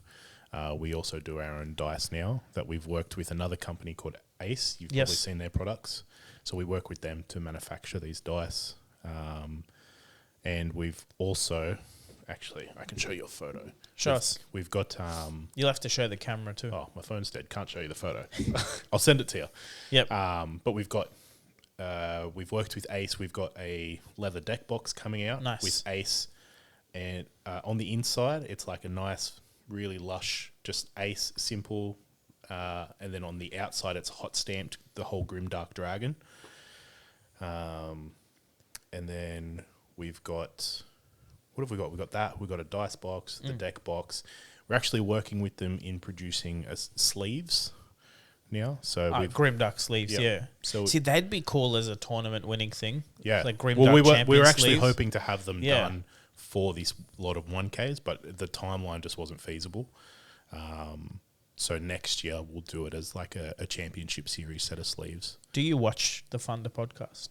I watched it from Sam's episode, and I think I watched one other one. Wow. Check out Should your we just best end the mate episode Phil's. now? Check out. Oh your no, best and mate I Phil's. listened to Phil's. Yeah. Um, So poem. the reason I asked Justin Lennon, I don't know if you've met him. I don't think he's don't been think to so. your store yet. He helped Saha build the cosplay swords. He does altars. So him and I he's working on it, but I'm getting some Fluke and Box branded ones. You know how watch mechanics like have them, you know, it's like no battery, nothing. Yeah. He's working on a watch type mechanic life counter where you Oh, only nice. see the number and you click it and it physically makes an audible click, click. Okay, So you lose 5, click, click, click, click, right? that's cool. Well, you should, when we have a prototype, because I definitely want to brand them Fluke and Box and have them as giveaways or sell them. That's definitely something you should look at because they're pretty unique. Someone did one recently for Blood Deck Counter for Levia. It's similar, like it's like a plastic. I did see that actually. Yeah, so we're recently thinking somewhere. like just a normal, like a life counter. But what's cool about the phone is you can have the audible, Yeah. which if this does a mechanical click. By the way, if it's making a mechanical click, you could make it do a bell ring. Or you can actually fiddle with it a bit. He's working on it. He's got a prototype. He's in like 3D printing body parts and stuff. Like he's a nut at that stuff. And Yeah, very, he's a very crafty. biomechanical engineer. But I'll type. definitely keep you in mind when we get them, because if you want to, what I'm thinking is it's all economy of scale, right? If you want to place an order for Grimdark ones, and I'm doing Fluke, like everything will just be cheaper for everyone. Yeah. But yeah. So you did the back end stuff first. You created your logos, your websites. That's what someone could do. You spoke about the 100%. sort of capital needed. Any other tips for a viewer, perhaps in another country, that they want to get started? What sort of traits you need? What sort of skills, or how would you? What's a couple of tidbits? I think every store is different, and I think that's why all stores are run differently, right? Because the people running them are all different. Like you got to have drive, focus. Like for me, like I'm very determined to make this succeed. And even though like I love it and it doesn't feel like work, but I'm determined to make sure that it does. I won't let anything else get in the way. Like if there's a problem, you just got to work around it or break through it, whatever it is. But yeah, just don't give up. Like if that's what you want to do, just do it. Like, and I think that would that's a lesson you could use for anything. If you want to do it, just do it. Like I would argue if you have the vision, yeah, you don't need the 150, 200K to make it work. yeah, You're saying That would the be very smart way to comfortable. do it. Yeah, the smart way to do it is, and that's just a number. and don't borrow that money. Yeah. Get to a point where you can furnish your shop is what you're trying to say, and have a buffer for 6 months of new set releases. Yeah. Plan for failure is the point. Like if you've got some money and stock, then if you have one bad week, you don't panic because you're like, Yeah. I don't know, we're fine. Like, and you can problem Yeah. solve with that breathing room. And it doesn't all have to be brand spanking new. Like Hell no. So our tables upstairs in our TCG area, like we got those for free. Like I've got a little storage unit with like 40 of them because the Shell Harbour Workers Club was throwing out all their old function gear, and my mate sent it to me at 11 o'clock at night. And then I got up, I hired a truck online, and that morning at 5 o'clock in the morning, I went and picked it up, dragged Emily out of the bed, and was like, come on, we're going. Like, and then we were down there at like 6 a.m. getting all these function chairs and tables and stuff, and was like, this is going to be like we'd budgeted like, I think nearly $10,000 for furniture, and we saved that and we're able to put that into another area. Like it doesn't have to be fancy straight away. And we slowly upgrade. So like you guys would have seen our new tables downstairs. Yep. And then once we finish setting up downstairs, we'll go back to doing more work upstairs. And I've got like a vision for that. But it's the hard work. You got a call at 11 o'clock. You got the truck. You were up at 5. That's you hit the nail on the head. Like you said, the determination, the perseverance, the pushing through the roadblocks, just that desire to make it work, that hard work, that hustle, you know what I mean? I know a lot of people, it's easy as gamers, we have these imaginations, a lot of us can get carried away with the romance around it. We see something successful and just think it's like similar to when I see people buy a house, some big, massive house with huge gardens, and they see the house and they go, wow, this looks amazing. They buy the house. 12 months later, the house looks nothing like what they bought because they don't know how to do upkeep. They can't do gardens, all the rest of it.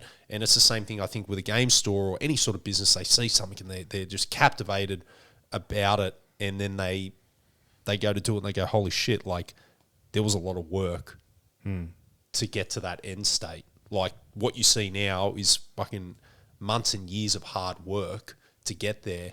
And, I appreciate you bringing that up because I think a lot of people, especially gamers, we're caught up in the fantasy. There's that, disassociation between what something great is and doing the hard work to make that happen. Yeah. Just like James White, 10 years, 100%. 7 years, 8 years, whatever it was, there's all that hard work that was put in month after month, year after year that we didn't see to come up with this game. Yeah, 100%. Like, I think that's one of the biggest things, and I guess that's like people don't see what happens behind scenes. You know what I mean? Like people don't see me awake until 2-3 in the morning inputting paint into the system. You know what I mean? Like Emily's going, I'm going to bed, and I'm like, all right, I'm just gonna finish these off quickly. 4 hours later, like you know, putting every single paint in, like. So that way it's on the shelves and people can buy it, like and see it there, and they see the brand new paint racks, and you know they also don't see all the work that Emily puts in. Like for me personally, to keep me going, you know what I mean? Like getting meals going, keeping the house tidy, making sure I've got fresh clothes and stuff like that, because I don't have the time. It is a team. Like, it really is. Or when I'm starting to, you know, the week might be starting to get short, like her coming in and taking the reins and running the shop. Like leading into the 1K event, I was out of most of the shop in the evenings for the events because I couldn't walk. Like, because I had a gout attack and then it triggered off a tendonitis issue, which is why I was limping around on the Sunday. Right. All that week I hadn't been able to I thought he walk. got in a fight, but... So, and then she was staying at the shop until, I think on the Saturday night.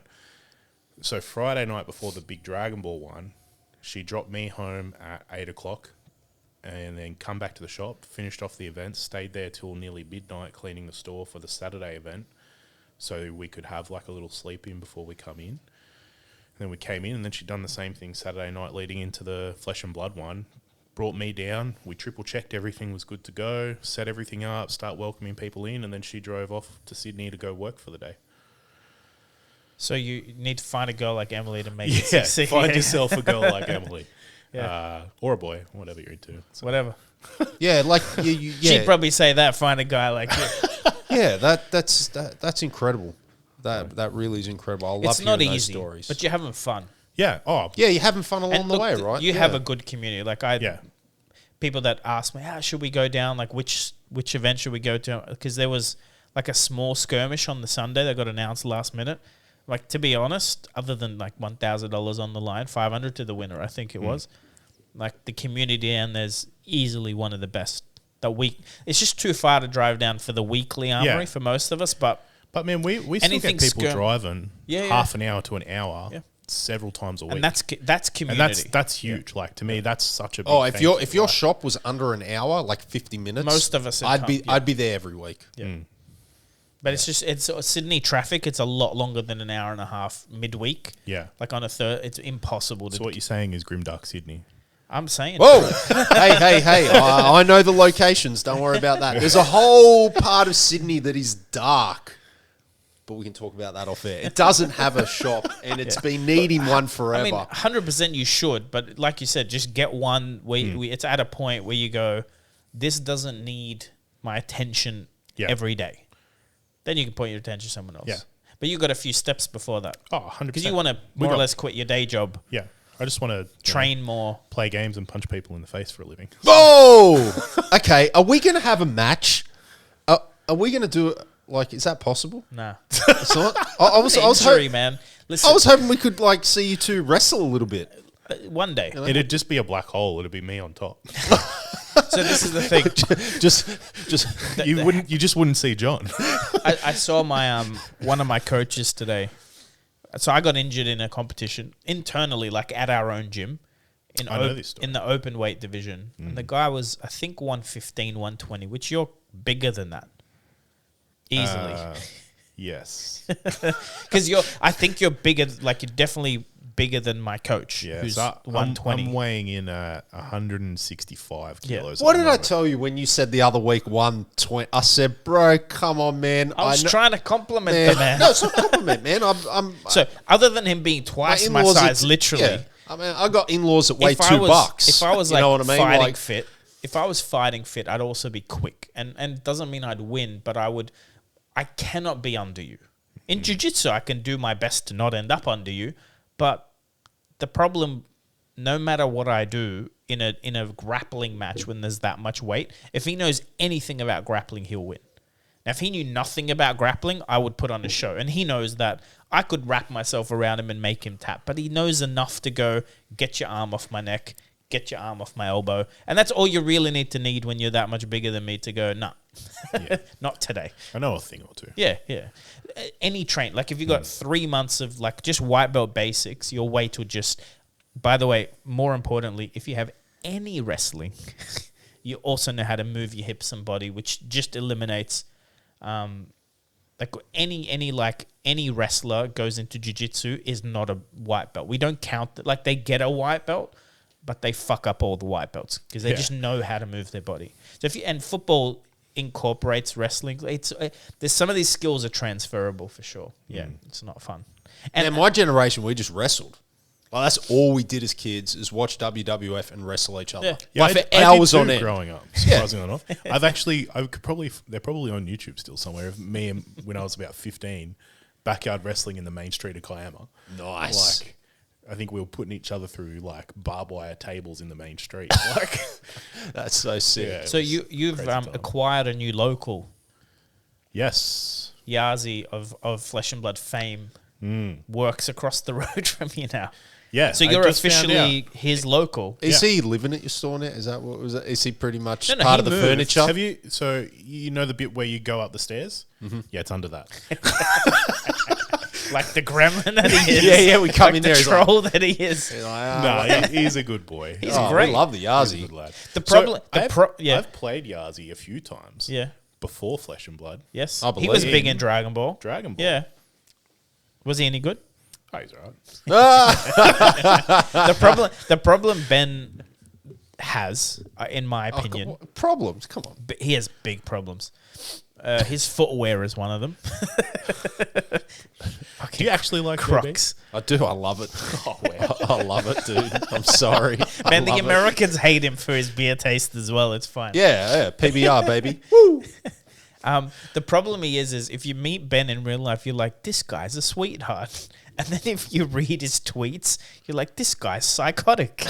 And it's the problem is he doesn't post enough videos of him as him, the person. He's a very loving. He gives everyone hugs. Yeah, he's yeah. like the sweetest, softest guy. But then he's he's a got good like this edgelord type personality online, which I love. Yeah. But I think, look, I had a comment, Sloop Dude. Someone posted under my video. I don't know if you know Sloop. He's a Canadian YouTuber. He's very sarcastic, but he's positive. He mustn't be that good if I don't know him. He's the best, in my opinion. Okay. And he's like, someone wrote a comment about, fucking Sloop Dude making hate videos about other YouTubers like Tall Timmy. Fuck that guy. Like, so I pinned it because clearly the irony is anyway, Sloop making that video is like a massive compliment. Do you know what I mean? Yeah. Same as when Paul roasts anyone or makes a phone call video and makes fun of them. Like, it's a big compliment. Like, Paul wouldn't do that to someone he hated, or do you know what I mean? He actually steers away from the Wouldn't give him any drama. attention at all. So crazy. It's a comment on my video that Sloop supposedly tried to cancel you. When I see comments like that, I don't know if they really, truly don't understand humor or they're doing that to bait you. So they're trying to I didn't level up. respond. They're trying I to level pinned it. up. They know what they're doing and they're trying to get No, something. see, you think people are smarter than they are. Maybe. It's lowest common denominator. Most people, I think dry humor, sarcasm, irony, it can be a little hard for like the majority of people to grasp that if it's like their first impression. Certain Now, someone- cultures don't understand it as No, much. but I think it has more to do with how familiar someone is with you. Like, I'm very sarcastic when you meet me. That rubs people the wrong way. First impression, I get people. It's a little bit of my, like, I don't want those people near me. I think I've learnt that. Like calling someone a cunt as an Aussie is a term of endearment. It really is. yeah. Like, And you know like- what? You actually don't. You don't tell anyone. You don't call anyone you don't like that. Yes. Exactly. No.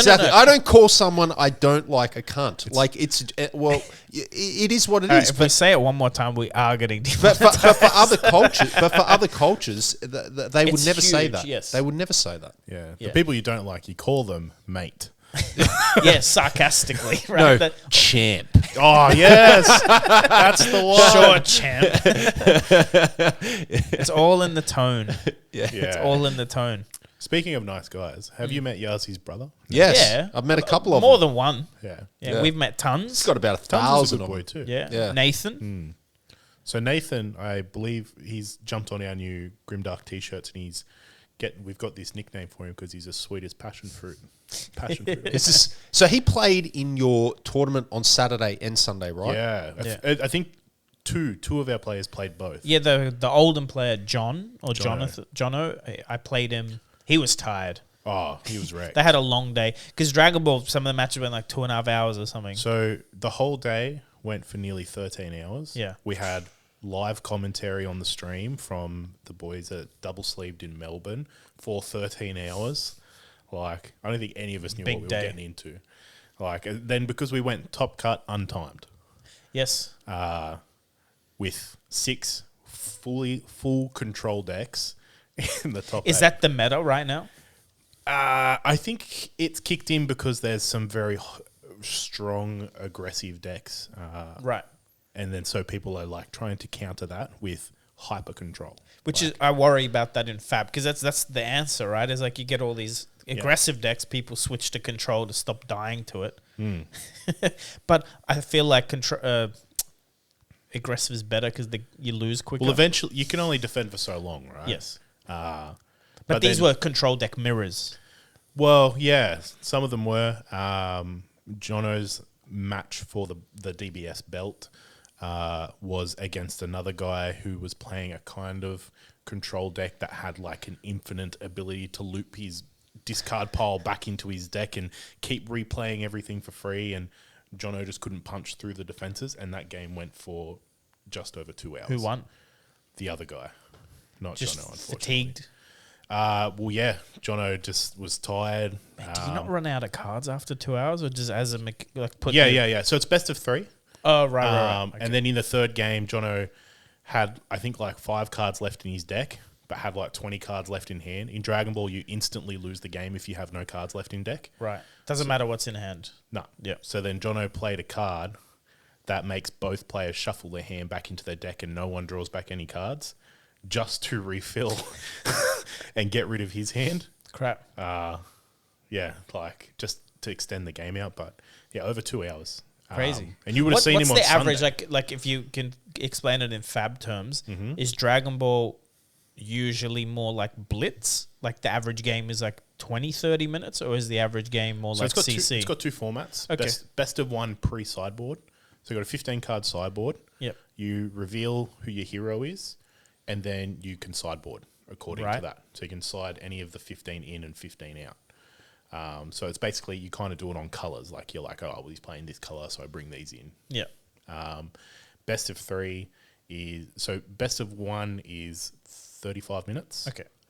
Blitz with sideboard. Yeah. Best of 3 is 60 minutes.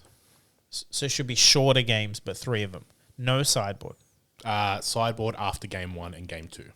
Okay, so you immediately start. Yep. One goes first, the other goes first. Is that how that works? So you roll a dice. Whoever wins the dice roll goes first. No choice. Next time, And roll then- the dice again. And then loser goes first on the next That's one. what I'm asking. So Yeah. 1 each, and you sideboard after the 1 each. Yep. And try and have like the final match. Yep. That's pretty cool. Yep. So When are not we bad. having the Ultimate Pit Fight tournament at Grimdark? Well, I'll stream it on my channel, man. We want it. You're hot for Ultimate Pit Fight, aren't you? Oh, we'll do it. You are horny for it. So we've been having. I think it's fun. We've been having an issue at our. I won't say an issue actually. We've been having a debate, healthy debate in our community, over the preferred format to be played, Blitz or CC. Right. For That's armories? tricky. For armory. That's tricky in this game. Very hard. It's a hard thing to manage. Yeah. So Blitz is like so easy for people to come in, pick up a Blitz deck, play, get ruffle stomped by a big chungus. Yeah. Which is pretty much how it'll go. Or Sam's Prism. You just, yeah. It was just the first name I thought of. But then it's much harder to get the new players into CC because then they have to buy all these extra cards, know what the cards do. So we've been having this debate. We've been doing alternating formats for armories. Which is tricky too. Yes. People turn up with a Blitz deck. Oh, crap, I didn't know. And it feels bad like when people go, oh, what's the format this week? Oh, it's CC. And they go, well, I might give Thursday a miss. Like, what do you think the solution is to that? I don't think that they have one. But I- you know what? The solution is UPF. UPF armories. No, that's not the solution. It's not the solution. So what we've been doing is alternating. At the moment, we've got a 4-week rotation because you only get 4 weeks worth of armory kits in a month, even when there's a 5-week month. So what we do is we go, if a CC event is coming up, we do 2 CCs, 1 Blitz, 1 Commoner. Which Commoner is huge at our store. Everybody loves it. And then if we have, like, say, skirmish coming up. Can I say something though? It's only huge because you have singles. These stores that don't have singles, the way you can't turn up and go, you know what, I need these 10 cards to play. They can't do that. Well, they're idiots, but Commoner goes off at our store. Yeah. Everyone has heaps of fun with it. And then if, like, say, skirmish is coming up, we do 2 Blitz, 1 CC, and 1 Commoner. But at the moment, we're sort of having these debates over who enjoys what format, which format should be on more. So Emily and I are trying to figure out what the best decision is for the community, because the community can be a little bit divided at times. And I understand all the sides of the argument. Like, Blitz has the same power of CC, but with half the health. The problem, like, unfortunately, this doesn't fix the problem because it's like an education problem. Blitz isn't tested. They've confirmed that. James White's confirmed that. They don't test Blitz. Like, they will ban and restrict stuff in Blitz because they obviously run skirmish events and armories, but it doesn't go through the testing that Limited does and that CC does. Which is, there's some obvious issues in Blitz, like dying turn 1 to Kano, dying turn 1 to KO, dying turn 1 to Reiner. Like, it's just possible. We talked about this on the pod. CC is a better way to learn the game. Because it's the real skill of the game. Where you've got a lot more health, which is a resource. You just have more of it. The game doesn't end so quick, so you never feel like you ran a whole armory, went X4, and didn't even get anyone close to dying. You know what I mean? In CC, you can go, I know what my good cards are, and you arsenal it, and then you can do your dex thing way more often when you play it. Also, really, the game is CC. Like, when you play CC, you realize, like, like Prism's one of them. Prism is crap in Blitz. Like, yes, she can win, but she really needs health resource to do her thing. Bolton's another one. Like, Bolton's good in Blitz, but if you don't hit the card, you just die. Like, but in CC, you can make sure you will hit the card because there's 3 of them, but also your health resource helps. And again, you're only taking the same amount of damage you would normally take. So in CC, you can take 24. It's not a great feeling, but sometimes you're looking at cards that deal 30. You're like, you know what, I'm going to... But my advice would be, knowing the community you have, I think you could convince everyone to play CC, but that would require everyone that is a bit of a spike in your store to bring some cards to the table and get everyone's decks up to CC and give a bit of coaching on sideboard, because sideboard's a whole nother also. So credit where credit's due, our community's been pretty good about that, and the people that do prefer CC have been trying to help promote that. Like, tell me if you need cards, I'll come do it. However, I still don't think that that's enough to help bring some people over to CC. So what we've talked about doing is we're actually going to get the breakdown of the card list from the Blitz decks and from the original Hero Blitz decks. And then what we'll do is we'll actually make a CC upgrade pack, which will give you enough cards to bring you up to speed with CC. So you can buy a Blitz deck for another $5. You get a CC upgrade pack, and then you got a CC deck. Good to go. I think, what you're touching on, the actual major problem is Flesh and Blood are releasing Blitz decks as the starter deck. So they're promoting that. They're going, here's your Dromite deck. If you walk in off the street, they're really encouraging a Blitz armory in that sense. And for someone who's time poor, I don't necessarily like 4-hour-long armories. Like, CC armory can be 4 hours long.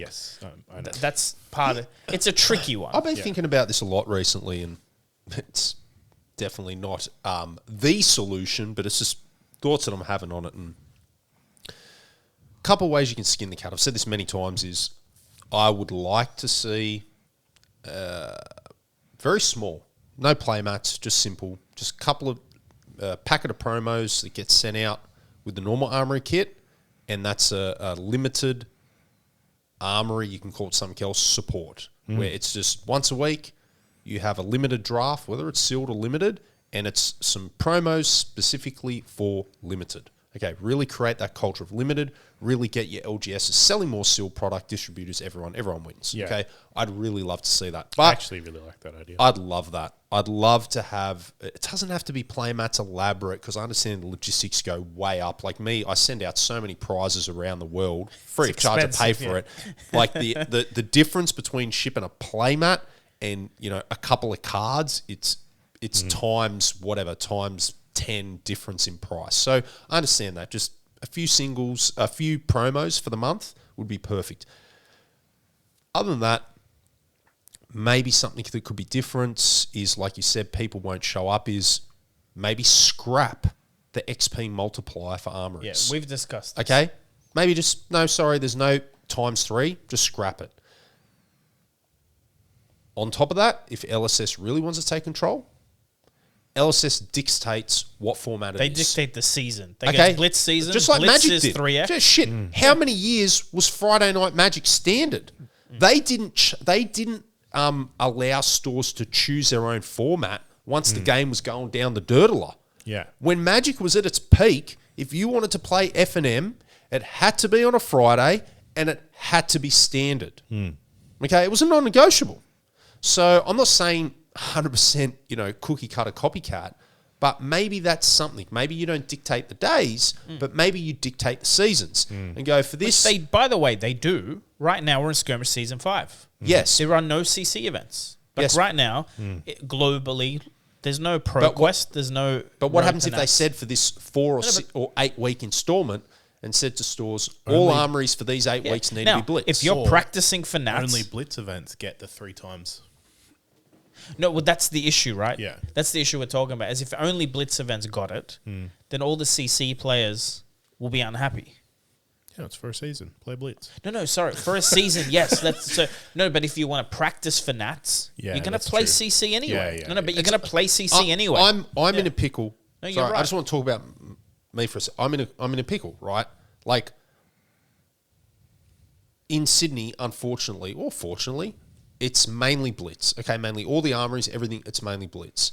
And it's been very hard for me the last 6 months to get quality in-person CC games practice.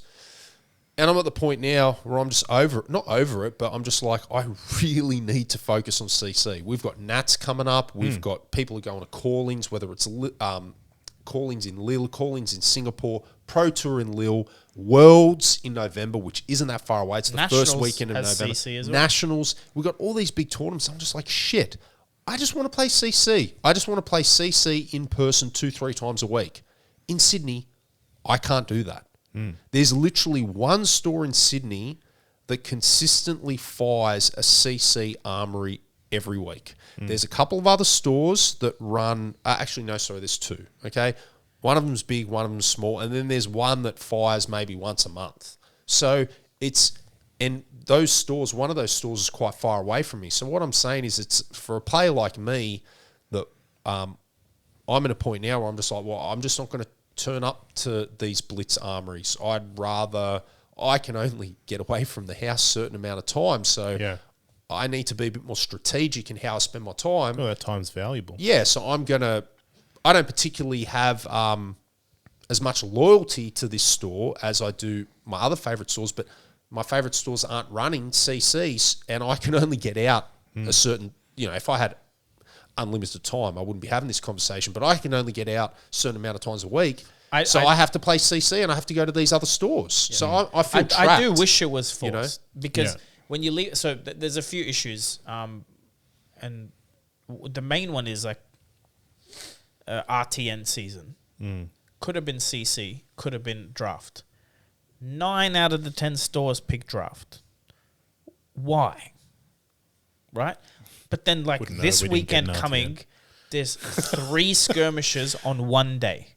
They're all on Sunday. No one chose Saturday. No one chose Friday. Like, unfortunately, the problem with democracies and freedom, when it comes to commercial stuff is that's a disservice to the game. Like, if I'm free on Saturday, there's not a single skirmish. Yeah. Why? Doesn't make any sense. And you've got a skirmish this weekend. We have a skirmish on Sunday. And now I get there's overlaps, like you might have a Digimon event or something in different stores, and maybe it's just a coincidence. What I'm saying, if LSS did, hey, it's a lottery, you got the sealed skirmish and they got the Blitz skirmish. And the next season they flip it so that your local community that hates sealed maybe gets to play something else. If they just force it, there's more balance. Same as with the seasons. If they actually said, hey, this month you get the CC Armory, this month you get the Blitz Armory, and they're different kits. It'll encourage CC players to come to you and encourage Blitz players to go. Do you know what I mean? Now, you've got one store. There's technically 2 stores in Wollongong that run the event.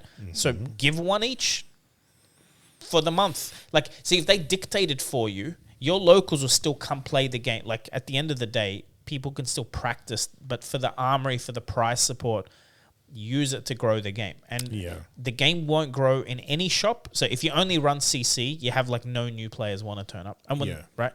And most of those stores are very, very high level players that only ever play CC. It's very hard to beat them. RC Crew was like that. Like, you're not winning that armory. Do you know what I mean? Usually not even winning a game. But the flip side is if it's Blitz only, none of your players ever get to that skill level.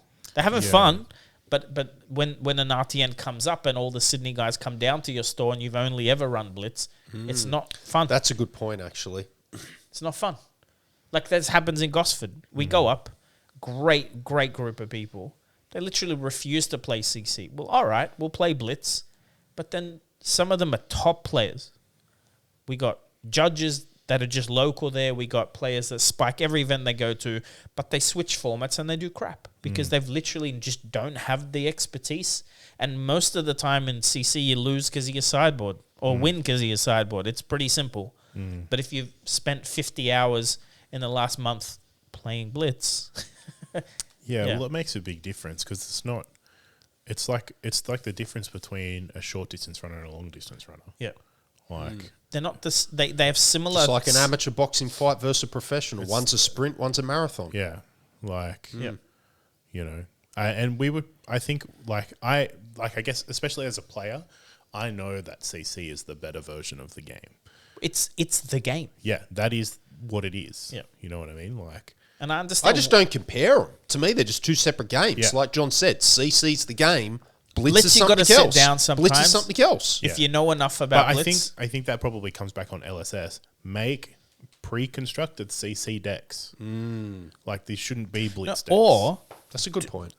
even because I'm not one to assume the big, like, because LSS is much bigger than a store. Yeah. I don't expect the behemoth to move for me, right? They're not going to do it. That's fine. The easy way to do it is go, hey, you can have all the Blitz stuff you want, but at the end of the day, CC is when you get your multiplier. It shouldn't be Blitz gets the multiplier because do you understand what I mean? Or give stores the ability to run 2 events a week, 1 Blitz, 1 CC. Oh man, if we could run like technically like 2 armories a week, I'd love that. I mean, technically you can, and see, I think you're the type of store owner to do it.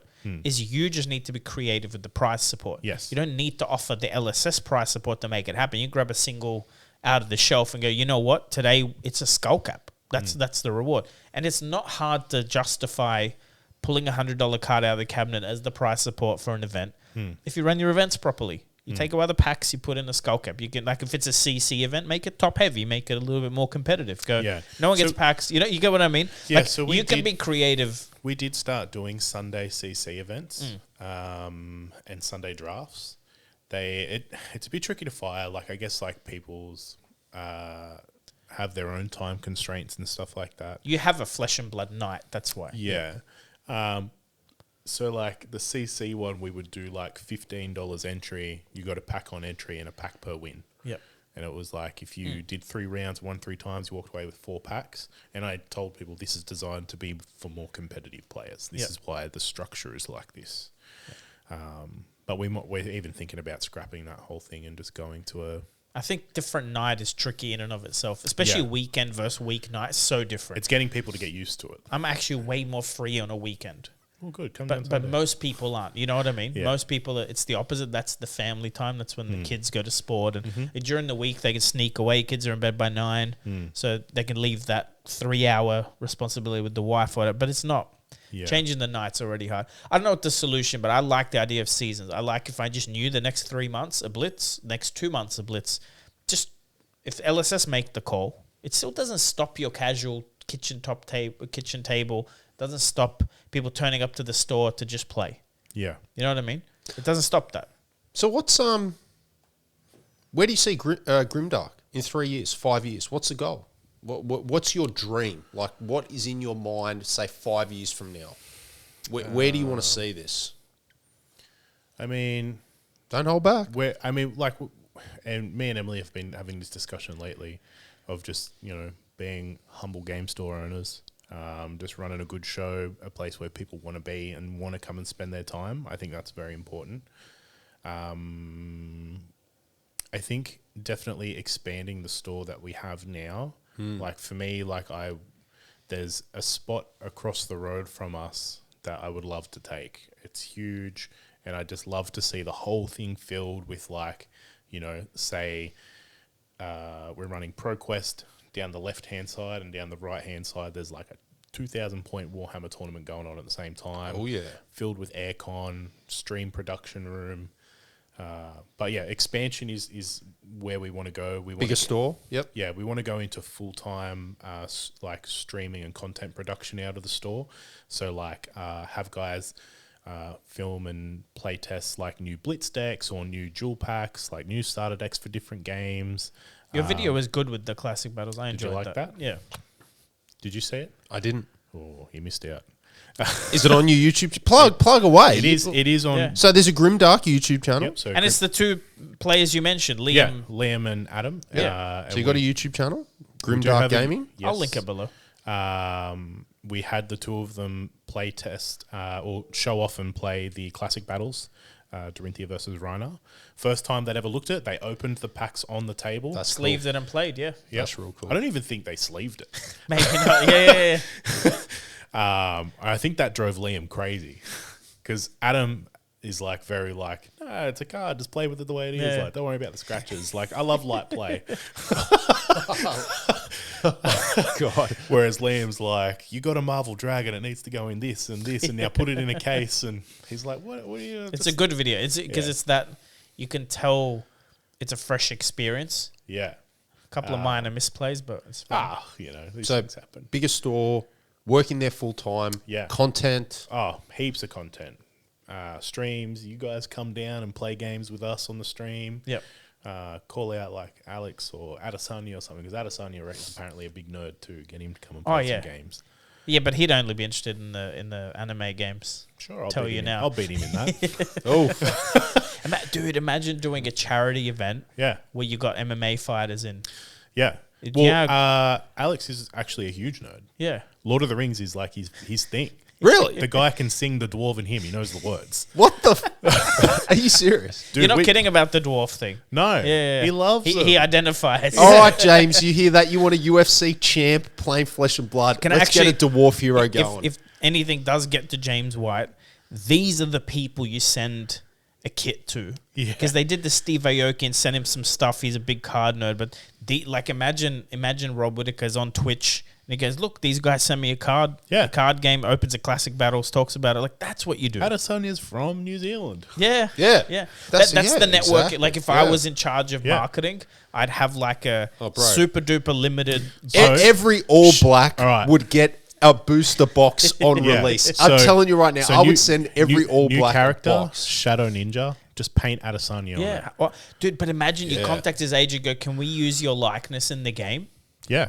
Most of those guys wouldn't say no. One of the hotels in Wollongong literally rebranded from Hotel Illawarra to the Volkanovski.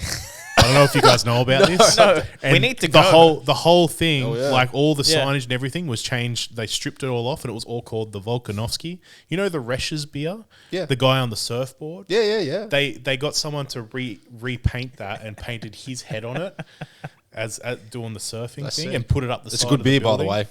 Sweet. Rubbish beer. Oh, come on, man. You were born in Burke, right? you know, like, have you ever been in a bar, worked in a bar? Not worked, but I've been in plenty of bars. So under the bar, you know where they pour the thing and all the spillage goes the sops, it goes down into the little bucket down the bottom. Yeah. And then they fill it back That's into right, the kegs I know. and then they make rashes. They do that with VB though. But you can taste if you've got a what do I call it, a refined palate. And Do you have a refined palate? I do when it comes to tasting sops. Yes, Okay. I've frequented enough pubs in my time. I can generally pick up on a beer if it has a lot of sops in it. Yeah. Next time I come up, I'll bring you some beer from a brewery we've got down home. One of our locals. He owns it. Oh, perfect. 5-barrel brewery.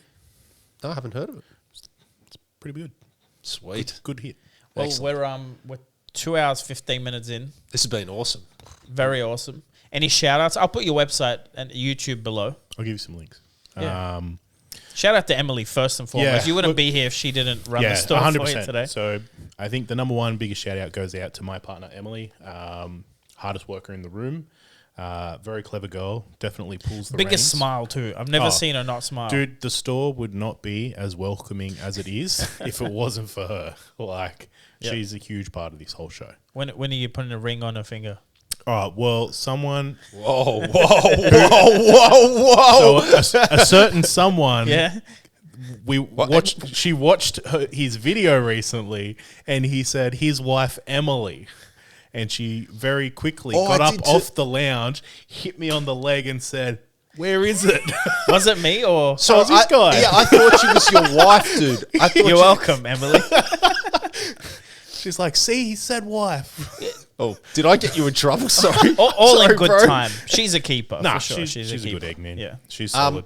So, Grimdark Gaming, located Port Kembla, Yes. which is about an hour and a half south of Sydney. It's in the Wollongong area.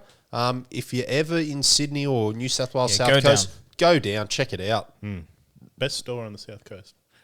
I think it's one of the best stores in Sydney, full stop. New South Wales, Like in New one of the South- best yeah, in no, New South what do you Wales. mean? Has to be I've up been there. to most of I'm them. going to get killed tomorrow. There's going to be an assassin trying to take me out tomorrow. Man, no. I'll look up, there'll be You're, like a you're good the game only scope store on owner I it. wouldn't No, worry kidding, about kidding, if an good game. assassin walked in. You know what I mean? Just The grab Dark him and Lord is probably down there on Phillip Street with a gun. No, I'm joking. But it's been a pleasure. Seriously, thanks for coming up. No, thanks for having me, guys. Awesome. anything else, Mr. Tall Timmy? No, it's been What you good. play, And- do you want to? No, don't grab the playmat. Check out Tall Timmy on Twitter. Team, these Yeah, just here we go. these go. yep, here we go. These just came. He's funding his trip to These Worlds. just came fresh delivered to HQ today. That's right. We have printed 60, but there's only 50 available for purchase. That's right. Inspired by my own daughter, the Princess Spike, who was at Brandon's store on the weekend. Cute as pie. That is her playmat team, designed by our good friend Darren. Look at how sexy it's is. objectively a very cool playmat. It is a cool playmat, and there's only 50 to go. They're $35 Aussie, 25 US. Send me an email, send me a DM. There's only 50 to go, and you know you're going to be in good company if you have this playmat. That's right, James White. All the big dogs are getting one, so very limited, very special, and all proceeds are going to the Timmy himself, going to Worlds in San Jose in and to buy America. crap beer in America. Yeah, to buy plenty of PBRs basically. Thanks for holding. But yeah, cheers. Thanks for that. Yeah, so that's it from me. It's been a pleasure. Thanks, Brandon. Thanks. So for we're coming, going to have a sponsor next week. I'm not even told Timmy knows about that mate. yet. I no idea.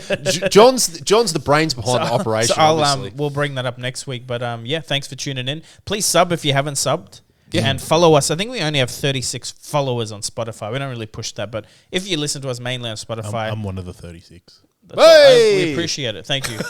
you Yazi as well. He only consumes it on Spotify. Please follow. But other than that, we're going to sign off. Talk to you soon. Awesome. Cheers.